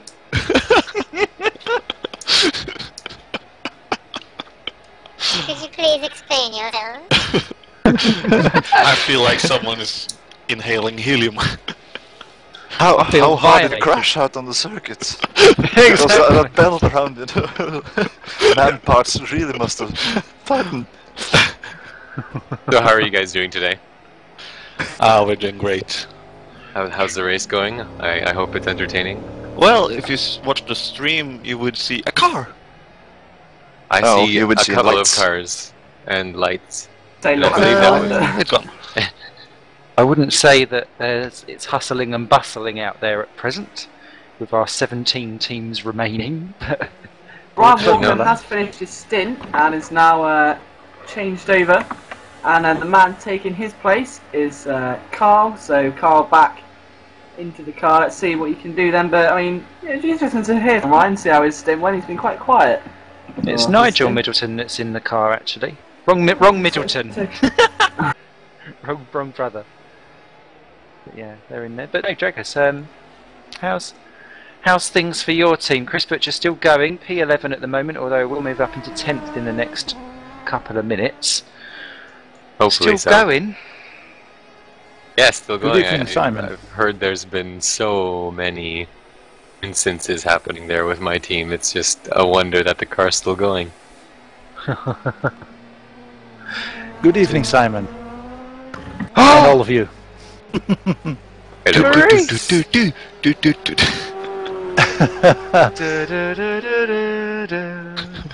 How Thanks are for you that doing? way. Yeah, I'm doing great, thanks. I was actually I was just filling in my taxes because I have to fill it in for the 1st of April tomorrow. So, and while doing that, I was listening to the stream and you guys chatting along. So yeah, I had to come by then. What things are you up to these days? I see you popping up loads of photos on Facebook of you driving wheels in anger. Yeah, it's been crazy. We're, of course, with my own sim racing team, F1 Cast Racing, we're doing all the competitions at SRVN. And they're doing quite well, I believe, today here in the 24 hours. So very proud of them there as well. And we're building into the next season for the actual racing we're going to do again. Also with the F1 Cast Racing on the real track. So going to be the first Dutch sim racing team that is actually going to do real racing with its same team name, brand name. So fantastic. So, I mean, that's quite a massive step, taking it from virtual racing team into a real racing team. How on earth do you start? Well, I had the opportune moment when a friend of mine who is driving in the Radical Cup here in the Netherlands, who said, well, if you'd like to get your real racing license, I can get you one. So they got me into the course, and I actually got my license there, and then it all just got started. I mean, I raced last year a couple of races in a rented BMW, and I can say that next to sim racing, this is absolutely so fantastically cool to drive a real racing car and feel the G-forces in your body, and the speed and the fear of crashing your car is so intensely higher than when you're actually behind your computer, of course. That really makes a difference. But it is such an adrenaline rush. I had my last race last year, September, in Spa-Francorchamps, which was absolutely the best thing I've ever done in my life, with clothes on, to say that. Yeah. So yeah, I mean, it's just coming to me, and I pick up every opportunity I get and get in a real racing car and drive the shit of them. So yes, definitely very good. And I can also say that it helped me quite a lot that I did some sim racing before, because a lot of the natural corrections when a car starts sliding and or braking or whatever, the whole traffic around you during a race, or diving into a corner with 4 or 5 cars next to you, that's not new to me, because I've been there in sim racing. Of course, it's a little bit more exciting because they're actually cars next to you, and if they brake late, they smash into your door. But yeah, the feeling is it's just amazing. And I can totally say that if you get ever a chance, anyone who is crazy about sim racing, and I know all you guys are, if you got a chance to do this, you definitely have to go for it. Even if it costs you 1, 2, 3 months salaries to do that, it's the best thing you can do. Absolutely. Wow, wow. Because I mean, I remember when you got your license actually, because you were doing a little video series on it, and I was quite hooked on that, watching that all go through. So. Yeah, you can still see the videos at f1castracing.com, and also the races in the last year we had. And the funny thing, because the funding is quite a bit difficult, of course, in the real racing. So specifically the whole sponsorships and all that, it's amateur racing, so there are no big companies interested in sponsoring my team. So we have to earn real cash money to do so. So we built a platform called Experience the Experience, where we have a low a way for everybody, I guess, to get into motor racing in that matter. So first step is pay me €50 and sit next to me for a couple of laps around the track, which is for everyone such a great, crazy experience, and to feel all the G-forces and all that in the car. And it gives me the opportunity to earn a little bit of money, so I can do my own racing there. So yeah, it's quite an adventure, I can say. It's almost like having a realistic and affordable way of doing a 2-seater F1 car, but just Dutch banger version. Yeah, well, who knows? Maybe in the future I can get what's his name, who has this Minardi 2-seater. Yeah, to get Paul started. It's crazy to come to Zandvoort and do such a thing. Yeah, who knows? It could happen. It's funny actually that you should say that, because I know there's a racer guy, Stuart Fields, who built his mod for his sim racing to such an extreme level that he was actually going to start taking it to racetracks to then charge people to go in and sit in and drive in his fully customized seat and pedals and steering wheel, because he'd got the best of everything. I don't think it actually happened in the end, but it's definitely viable options for people to. Absolutely, we're working on something like that similar, because there's a Dutch racing brand here called Zeker. They also drive Zeker. Yeah, you know that car? It's kind of yeah, wasn't there a couple of Sakers fielded in the Dubai 24? Yeah, true, yeah. So they're that Dutch company, and they're also building a mod for R-Factor. So when I heard that, I immediately said, "Well, let me be your test driver for both of the worlds," and try to get the Zeker mods and Zeker sims to the racetrack itself, and let people get to know what Zeker is all about, and how we deal with that. So yeah, bringing the whole sim racing scene into the real track is absolutely one of my goals for the next couple of years to do so. Because I mean the new talents are here driving right now at the 24 hours of Nordschleife. I mean, if you can hold on for 24 hours in sim racing, I mean, you definitely are ready to race a real car. I'm sure about that. We all know the Gregory Hutu story. I mean, that proves it all. So yeah. Absolutely, and he's not the only one to make the cross across either. So no. Yeah. So yeah, I will say that sim racing is sort of the new karting. I mean, go-karting is the talents, they come to Formula 1 at the end, but I think that the sim racers will be there in the same kind of level that kart drivers can go there. So keep it up, guys. How much would it cost me to get my name on the car? Oh, that depends on where it should be posted on the car and what you'd like for it. I mean, it's just a small sticker with my name. Just a small sticker with your name. Well, I think we can arrange something like that. So if you'll hook up with me, just go to experiencetheexperience.eu. So EU. So if you go there, you find my details and all that, and you can contact me if you like to do something with your names on the car or something with the experiences itself. So. I'll definitely hook you up. Cool. Sounds good. I like the sound of that. Best of luck filling in the rest of your tax forms, Emery. Yeah. What a way to spend a Saturday night. I know. So I'm glad you were all here, and I can enjoy the race itself as well. So thanks for that. Next time we definitely have to take a look in relaunching the Crashcast FM again, because I miss that too, man. Yeah, definitely. Even if we don't do it on monthly ones, we should do it like, I don't know, every second month or something like that, just to keep us interested. Yeah. How do you spell the experience? Because the site I went into is not the one you're all talking about. A whole other experience. Well, that's another project of mine. Yeah, I would believe it.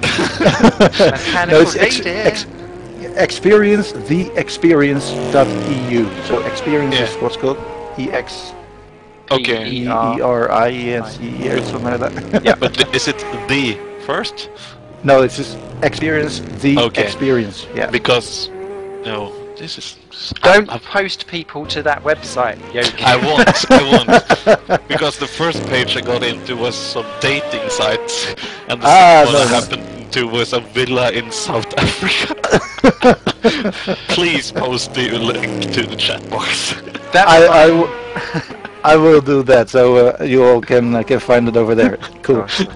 That reminds me of my very first time when I typed in Google once Final Fantasy for the Final Fantasy games and accidentally pressed the letter H afterwards, and then done the you know when you do the Google when it's I'm feeling lucky. It took me to something that has scarred my memory of the game Final Fantasy VII for the rest of my life. Oh, experience, the experience. Okay, because if you just write the experience, you have to go to a dating site. I think I still remember the worst one was sort of the whole Penn Island sort of joke at school. Let's see. Penn Island. Don't click that. Nicholas Matchins in the pits from 14th for Simmons Skins Motorsports. There is still a race kicking about. There's going to be a good battle going on for 3rd and 4th quite soon. Dmitry Bushka, is now only 9 seconds ahead of Gabor Jarbo for Simcoe Dream Team. They're going to be on each other quite soon. We've also got in the chat room Mark DeFries. Hello, good evening. Hello, hello, hello. How are you doing? Because you've just come out from a lengthy stint. Whoa! I think I did great. I nailed that one. Really, really good. 2 times in the wall and 2 times flat tire and spun it. Well, I don't know how many times. And well, I said to the other guys, well, you have to do the night shifts and I will take it over somewhere in the morning. But I was really scared, so I thought. Well, I'm going to do it now. Well, at least it keeps you amused and on your toes, I suppose, Yes. for the rest of the event. Well, that's everything said, so... So, we've got, is it Bram Beelan's now back in the car for you, isn't Yeah, he's gonna do, well, my shift, I was supposed to do a shift from 12 to 2, and he's gonna do it from now to 1, and Jan Wim Ensing is gonna do the rest, and then in the morning I will take it over again. So. Okay. Cool. So, also in the chat then we have Scottish racer Ryan Walker. Ryan, again, you've just come off pretty long first stint. How was it out there? Yeah, it was really good fun. I enjoyed it, but I'm absolutely sweating like a pig. Lovely image there. I mean, what was like... Sorry, you go first. What was like the most scary part? I mean, obviously you're driving out like in the kind of night period of the race. So was it scarier than going out in the daytime, or is there not that much of a difference? There's not that much of a difference, in my opinion. Obviously, at night you've got to be more cautious, and you can't push it as much like you can do in the daytime. But that's part of endurance racing, just taking it steady and just getting the car around the track. Yeah, absolutely. So I mean, obviously your mindset from last night, did that carry over, or did you get slightly more nervous than just before you got in the car? I got a wee bit nervous before I took over from Carl, my teammate, because like, towards the end of the stint, his tyres were shot, so the car was sliding around a wee bit, and I kept on telling him to calm down. Obviously, so will you be driving the car again tonight then, do you think, or? I'm not sure at the moment, but I said to Leo and Nigel and Carl will be around for most of the night and through the night as well, in case they need me to stand in for one of them to do some night driving. So I might be. I'm not sure yet. Absolutely. I mean, that's the best way to be. So was it just like, you know, how much does it help having a team behind you, sort of thing, instead of just 4 men doing their own thing? Does it really help you as a driver having a group behind you, or? Yeah, it definitely helps a lot because like you can all work as a team, and if one of us has any problems, then there's always somebody there to step in and help us and like take over. Really. Yeah, awesome. Well, thanks for your time, Ryan. It's been great having you on. I'm sure that we will see you before the end of the race. So I think it's time for some well-deserved Red Bulls for you. Yeah, totally, and a few cigarettes as well. Thanks a lot, and best of luck for the rest of the race. Thank you.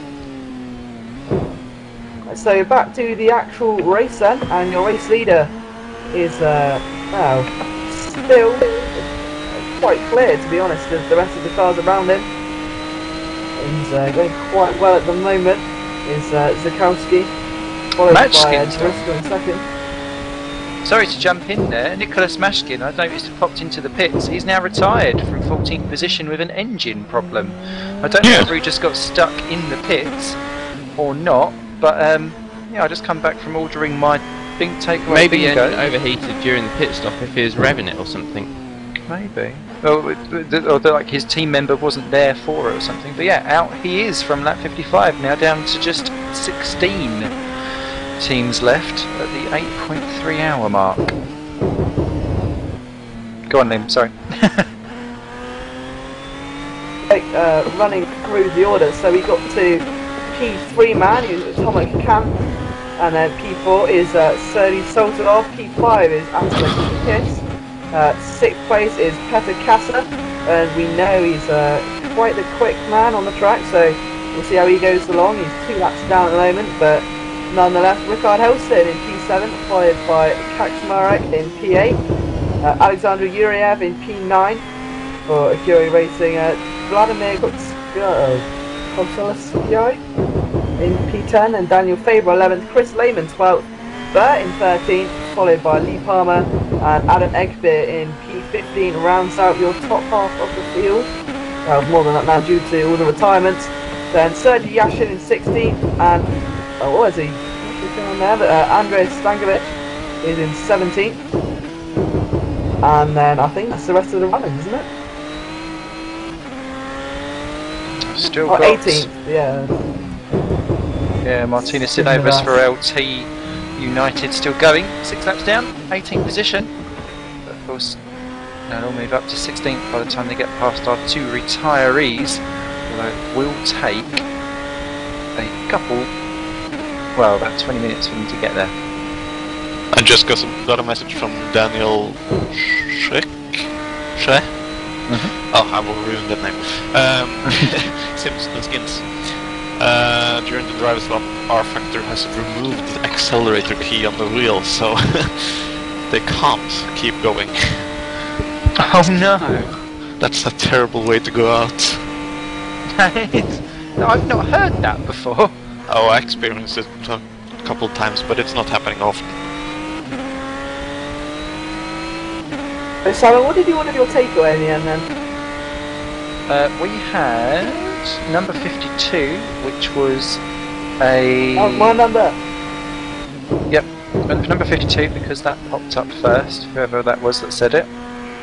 That was a... just scroll back down again. A Chingri Joel, which is an on-the-shell king prawn cooked in medium spice, which actually sounds quite nice.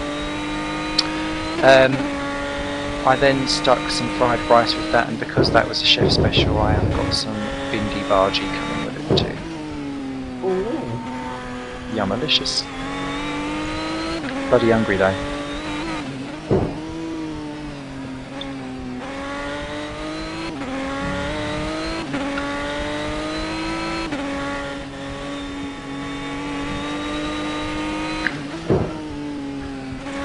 Well, it's now 9 o'clock. I think it's time for another one of your questions, isn't it?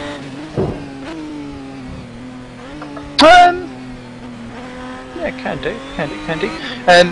Although we're doing by the candy. Yeah, okay. Question 5 of 20 then. remember, stick these all down. They're going to all go in an email at the end to competition@racedepartment.com. The question number 5 is, which game did iRacing use as its starting base point for its physics and coding? One I actually know. Mario Kart. I'll tell you what, it'd be a much better game if it did. Yeah. That's like the only question you've done so far I know the answer to. Even that. Minecraft. Simon hating on iRacing there. Not Techno hating on Kitchen iRacing, I Adventure. just didn't take to it. I like me a bit of iRacing, I do. Same, I love it. I'm at Street Stocks now. I'm like loving life. I don't want to rent the game. No, that's my problem. Is it's across the board for any type of game. I will not rent something because I want the end result. It took me ages to buy something on Steam because I thought if the Steam store closes, do I get to keep what I've got? And I was a bit funny with it, but I just thought, oh, do you know what? Download it all and it'll be fine. Same with the PlayStation Network store, but yeah, I'm no good with renting no stuffs. Should have been based on Techno Kitty Adventure. The voice went nice. 3 in a row! Oh! That went out live on the stream there, Mr. Oh, yeah. Hardwick. But you've only got 3 of the 5 so far, and he's not taking part anyway, so I'm not pop taking into the part. chat room. Everyone pop I in think there. I've actually got one now. I'm feeling quite confident for the rest of it.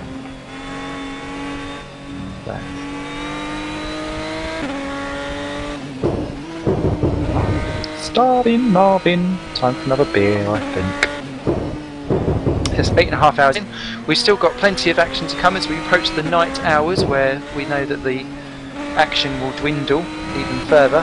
And we've got Oscar's put together some great quizzes that we're all going to have a good bash at. It will all be, as opposed to how Simon's quiz is being done, we'll do it all at once, and it's all up to you guys to keep your own tally and, you know, be fair with each other. If I see any people getting full marks or high marks, I'll mention them on the stream afterwards, and we may well do that at some point after the next stream stop. Shouldn't take too long to do. Yeah, because I'll be munching away for a little bit, so I'll be quite quiet for that period, so I'll let you take the reins for that. And you can be Quizmeister. Quizmeister! But yes, that'll be coming up when the stream is next reset, which is in what looks to be roughly half an hour. Mr. Toshi is in the bits. Ooh, P number 15 it is now. 15. 15. 15. 15. Richard Roberts want to know, who are we on boards with? At the moment, no one. We were with the GT1 car, I'm not sure which one then.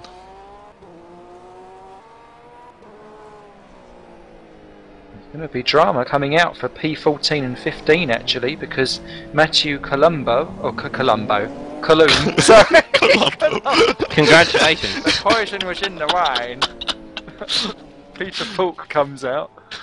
It's just rejoined right in front of Nigel Middleton for Ace Motorsport, so the two are battling for position on track. No, we didn't see that clue coming at all. In fact, I wonder if he predicted his own death. It does make me wonder. But yeah, if it's like Mystic Meg. They go, oh no, we can't use our powers for that. Sod it, yes you would. Angry Elf Simon. But yes, Nigel Middleton up to full temperature in his car, busy clumping down on Mr. Colombo himself.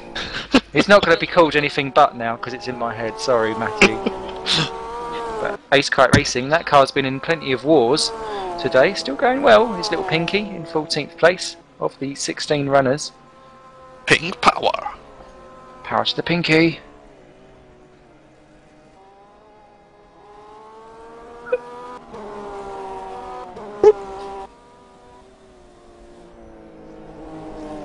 And cheers to you, Ivan Navarro. I'm joining you in a beer too. I won't be, I'm too young. Yeah.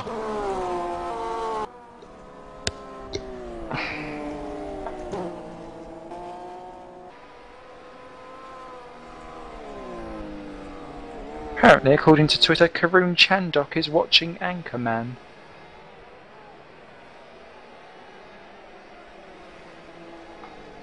Random factoid. That's lovely for him. No longer the fastest Indian. No, but definitely the least annoyed Indian in F1.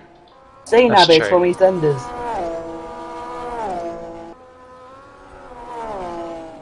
Well, he could be a cucumber Riata, I suppose.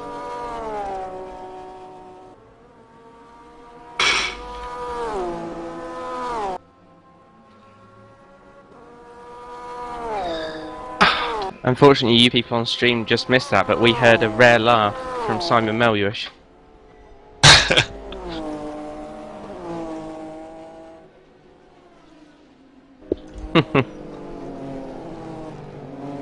Let me...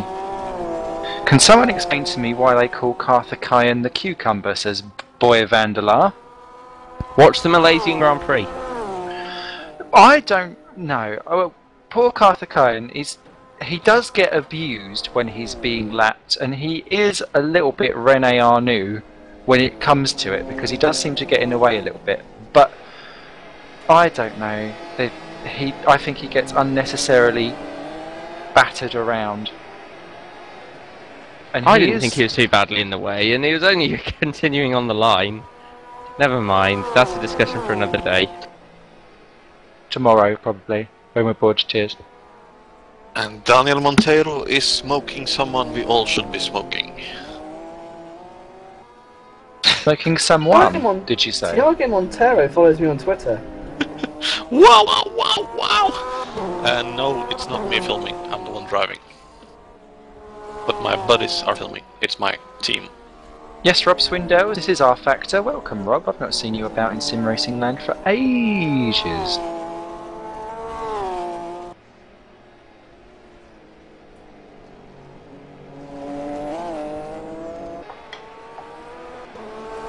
So, right, I'm going to quickly grab myself the drinky poo. Are you going to drink poo? No. Well, that is a factor I do have to take into consideration during my love life. And we're past the curfew, thank God for that.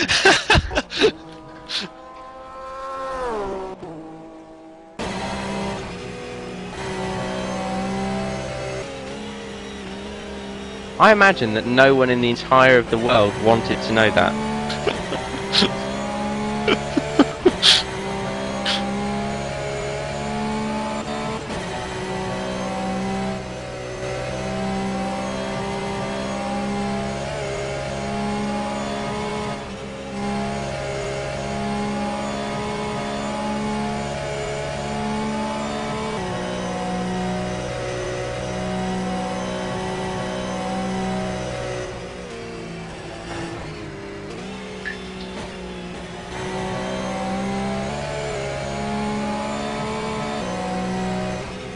I was thinking the same thing, Simon. Millage. How did everyone get in this chat? I can't find it. It's under the stream. On the stream? On the race department or on SimRace TV? It's yeah. You have to be on the race department. Been living a lie.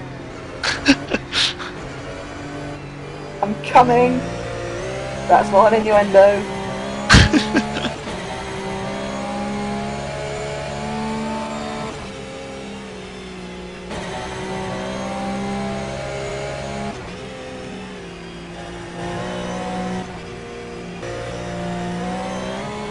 Loading the stream.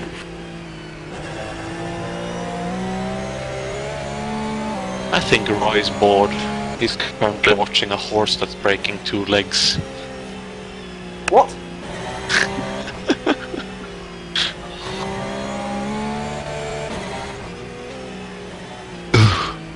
That looks terrible. Yes, I found the chat. Hooray. If the RSPCA are watching, none of what's just been said is true.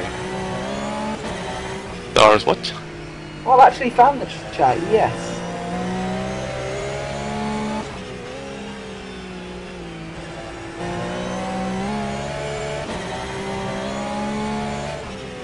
to log in? Yes, I can.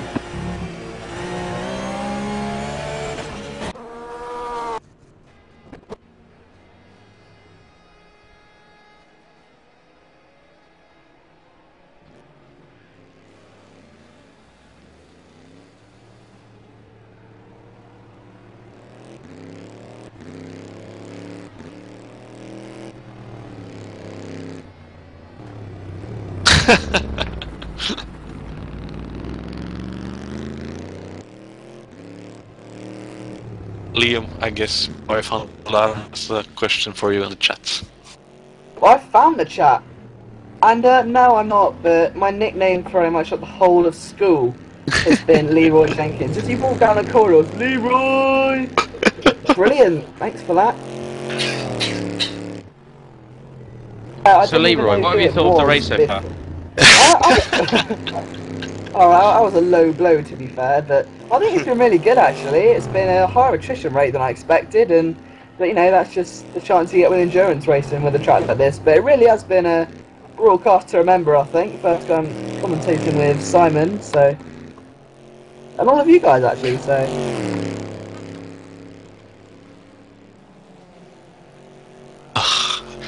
Bad I couldn't get the song on the stream. I swear to God, if you do. I have a song that I wanted to play, but I don't think Simon would be happy.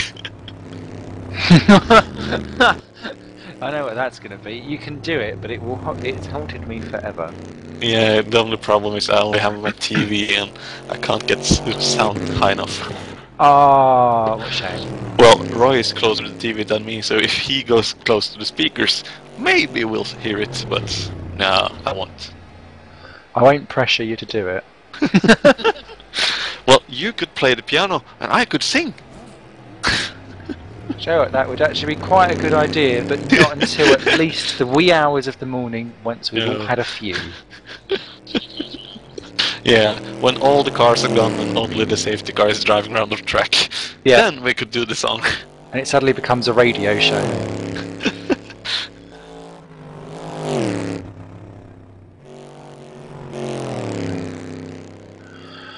Just looking round actually, Gabriel Szabo has pulled out quite a juicy margin now over Sergei Soldatov, more than a pit stop advantage, so there's going to be no real question over the third and fourth positions of those teams at the moment. And with Petr Kaza in 6th position in the GT2 class, much more attrition rate like this, and we might need a GT2 car on the podium by the end of it all.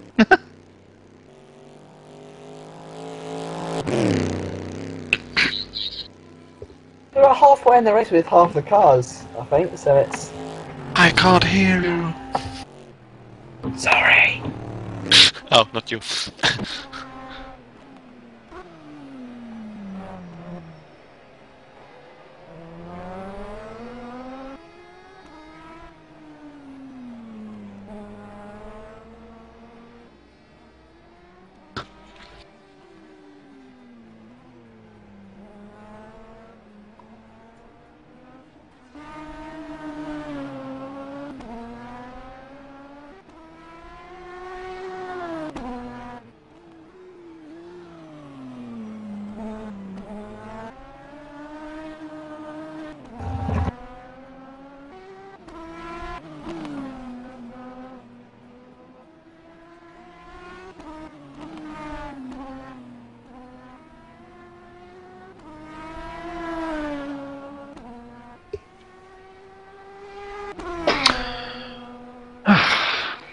Okay, just sorting out a couple of guests to pop in.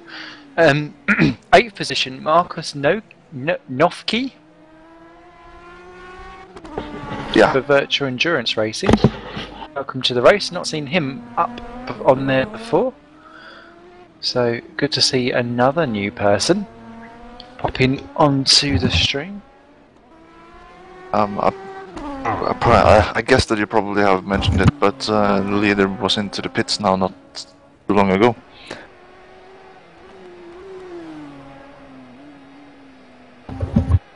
Adek Sukovsky for Sim Racing PL. Race Sport team. Andy Oakley says, I think at least 10 will finish. TVH. There's only 16 left at the moment. It's going to be an interesting one. Well, that sounds a bit high, but well, you never know. In general, though, all of the retirements will normally be right at the very beginning, and then you'll have a couple kind of scattered throughout, and there's always that tragic one that goes in the last half an hour. Sobbing men.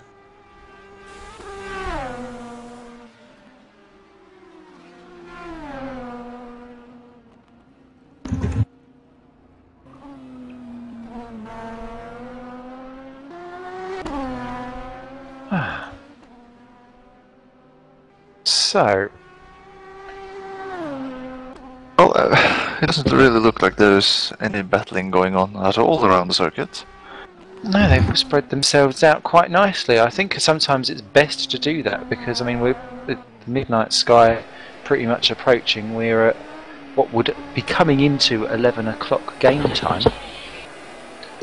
So we're not even at its darkest yet.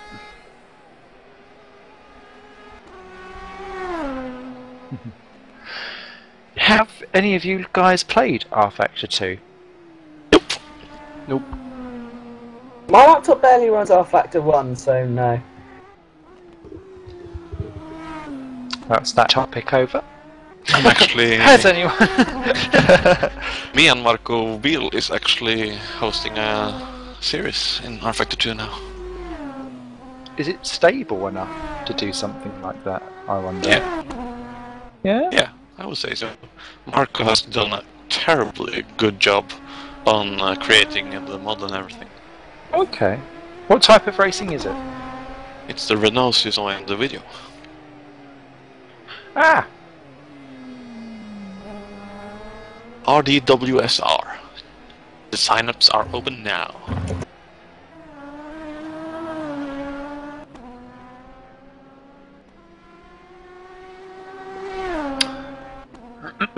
Just going through the forums, actually. Martin Bulgin popped in. Just as the 19 hours remained, text popped up. I stuck it in the wall and ripped the right front off, limped back to the pits, but alas, my poorly paid pit crew couldn't repair it. Shame because, although we weren't the fastest, we were doing okay. Great fun while it lasted though, cheers guys. That's a shame there for the Bulgin and Allen car. Also, Roy Schroten pops in. We drove quite good, but the driver swap failed and now we're out. But I'm shocked at the amount of dropouts so early in the race. Scared face, smile. But really had fun thanks to everyone involved. So, keep everything up with what you're saying.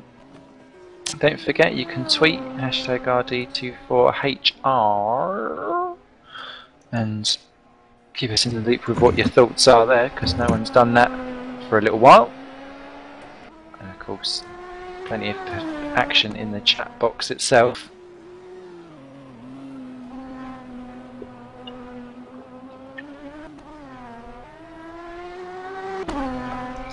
So,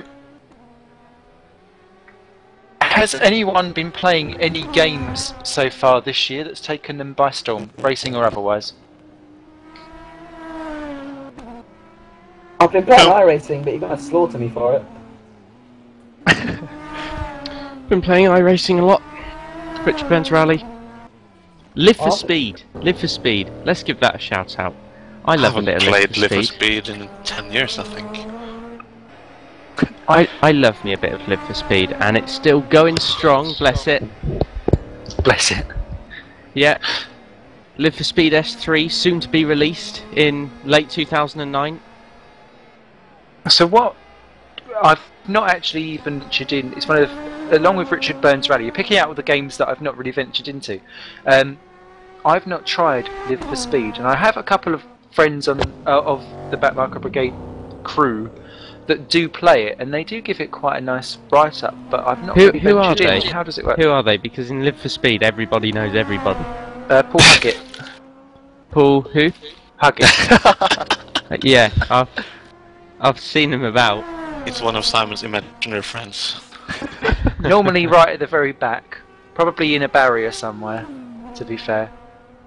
No, I think Live for Speed deserves a lot of, you know, positive feedback. It's got some really innovative ideas in it. And It's what I started off in on the PC with the steering wheel. Love it to bits. Although I must say that today I was meant to be racing in the Live Speed Kyoto 250, which I dropped to come and do this. Oh, and Martin has spun the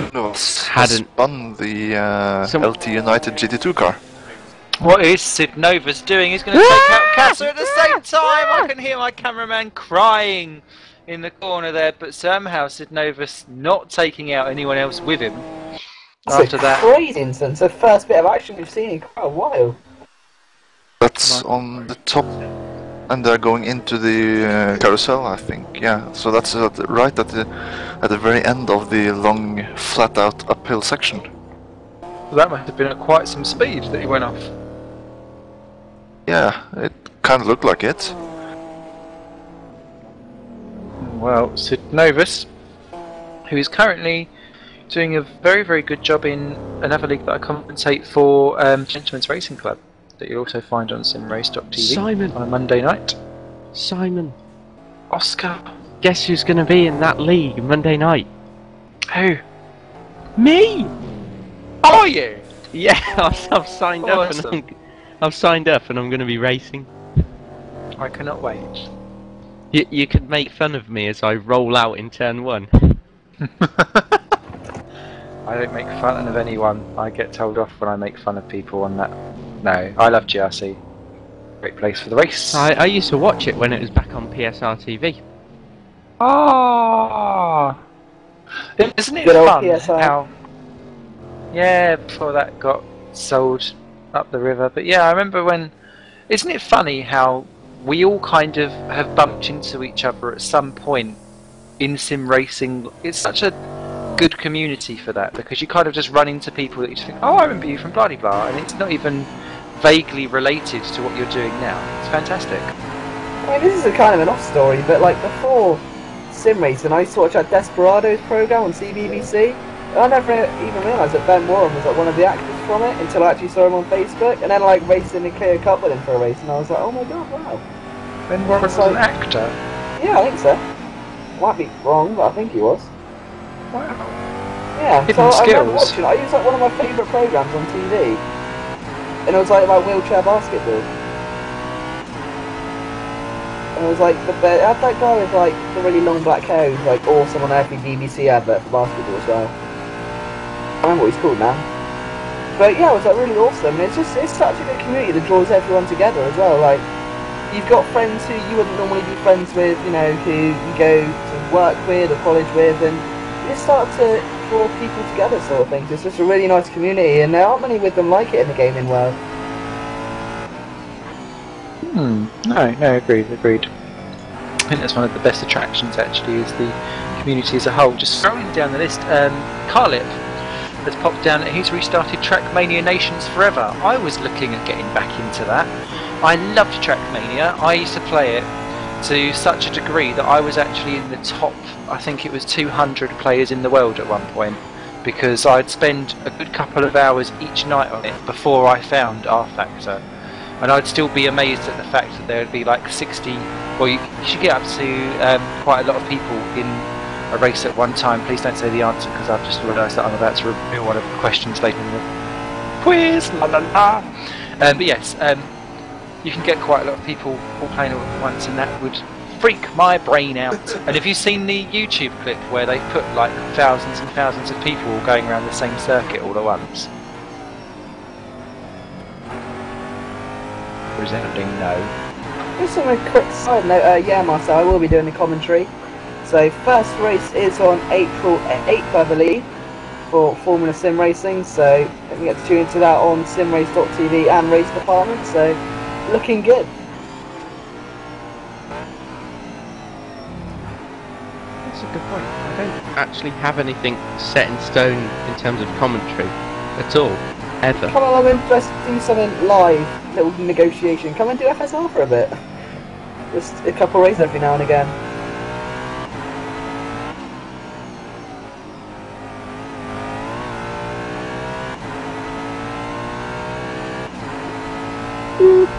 Maybe, I don't know. The issue is I don't have anything solid because I'm never good at devoting time to it. I always get caught up with other things. Floozy. It's something along those lines, yeah. Namely A levels at the moment. I always say, yeah, I'll do that race on that night, and then I get home. It's like, oh, I've got coursework. Oh, I remember those days. I'm still in those days, to be honest, but I've had to miss a lot of the Geo Cup actually because of coursework. So, what's everyone studying? journalism, media, English, and GCSE Maths Foundation because I suck. I'm studying A-level physics, chemistry, biology, and maths. Wow. So I'm at college, but I have to redo GCSE Maths to do A-levels and then get a C. And then if I fail it this year, I've got to do it again next year. So it's like 3 years on the same exam, but hopefully it'll be worth it in the end. And I'll just bug them, like, sorry to go off the topic here, guys. Bug them to let you do higher tier, because it's easier to get a C on than foundation. That's true, because you've got a lower pass mark to get the C, haven't you? Because it's yeah, lower in the it's actual something exam like itself. It's something like 34% and above at higher is a C. alright. So bug them to let you do higher, and you might do, won't actually. regret it, because you'll just get marks all through the paper for random working out. Not a bad idea. That's always confused me. I can see why they do it, but for like maths exams, when you get marks for the working out, even if you come to the wrong question, like answer at the end. Nigel Middleton hit the wall in the carousel. Oh, Nothing oh bad, dear. but 15. just broke it a bit too late. Braked a bit too late. Mr. Walker won't be Easy impressed to with do that. at night. It's interesting now that we're 9 hours into the race, and it's not looking good. I mean, in terms of attrition, there's not many cars left, well, teams left in the race, unfortunately. And the thing is, when a car exits the race, it's not just that driver. Of course, it could be up to 4 other drivers who won't be able to drive the rest of the race just because of the sheer team sizes.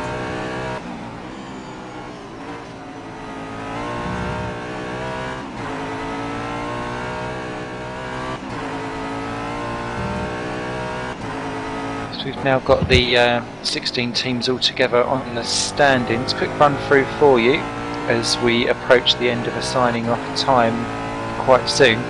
Radex Zakowski currently leads the field round for Sim Racing PL by 40 seconds currently from Bjorn Drisk for online simracing.d. Third is Gabor Zabo for Simco Dream Team, some 5 minutes 25 seconds off our leader's pace. With Sergej Soldatov in fourth for Akuri Sim Motorsport, held that bronze position for so long but is currently just outside it, 6 minutes and 11 seconds off the pace. Fifth and a lap down is Brian Beelan for Sim Racing VN, that's our VM.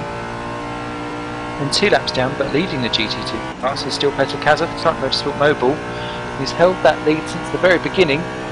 Pretty much it's been a absolutely flawless race for those so far. One of the few teams to yet to really have a mistake so far. I'll probably curse that now. Apologies all. Sorry. Oh dear. Stephen Deem is in 7th for Toronto Sport GT2. And they appear to have now batted off virtual endurance racing Marcus Nofke.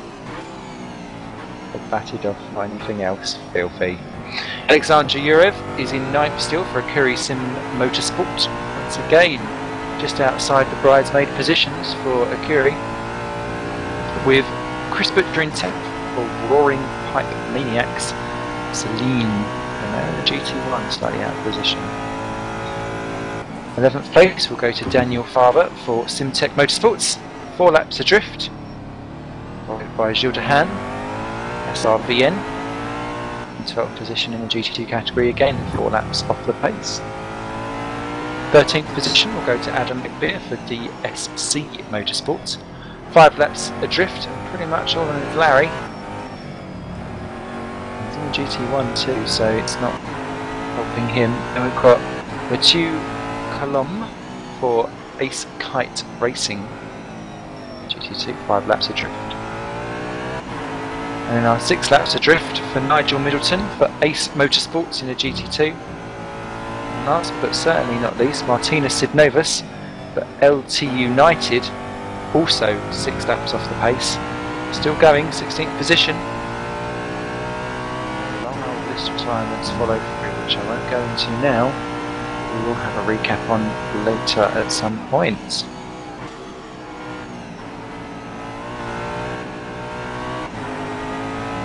So we're coming up to the 9 hours mark.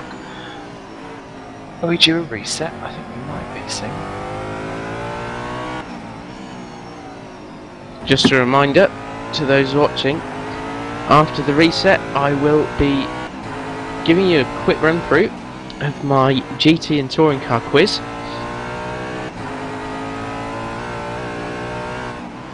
Yeah. Provided that there is still nothing particularly exciting going on the track, we'll give that a shot. I think we'll call that one a given. So what we'll do, we shall come to the close for this section as we're coming to the end of this. Don't forget, we're still here for the next 15 hours. Scratchy I don't Jimmy. think I'll make it that long, but... You probably got bedtime. No, it's just because Mum goes to bed, and like, my room's right next to her, so if I'm talking at a loud volume, she won't be very happy bunny in the morning. Oh, no, that would probably be a bad idea. But no, we're still here for your sim racing needs here for this race department 24 hours of the Nordschleife. My name's Simon Smith, and I shall be back with you shortly here on simrace.tv.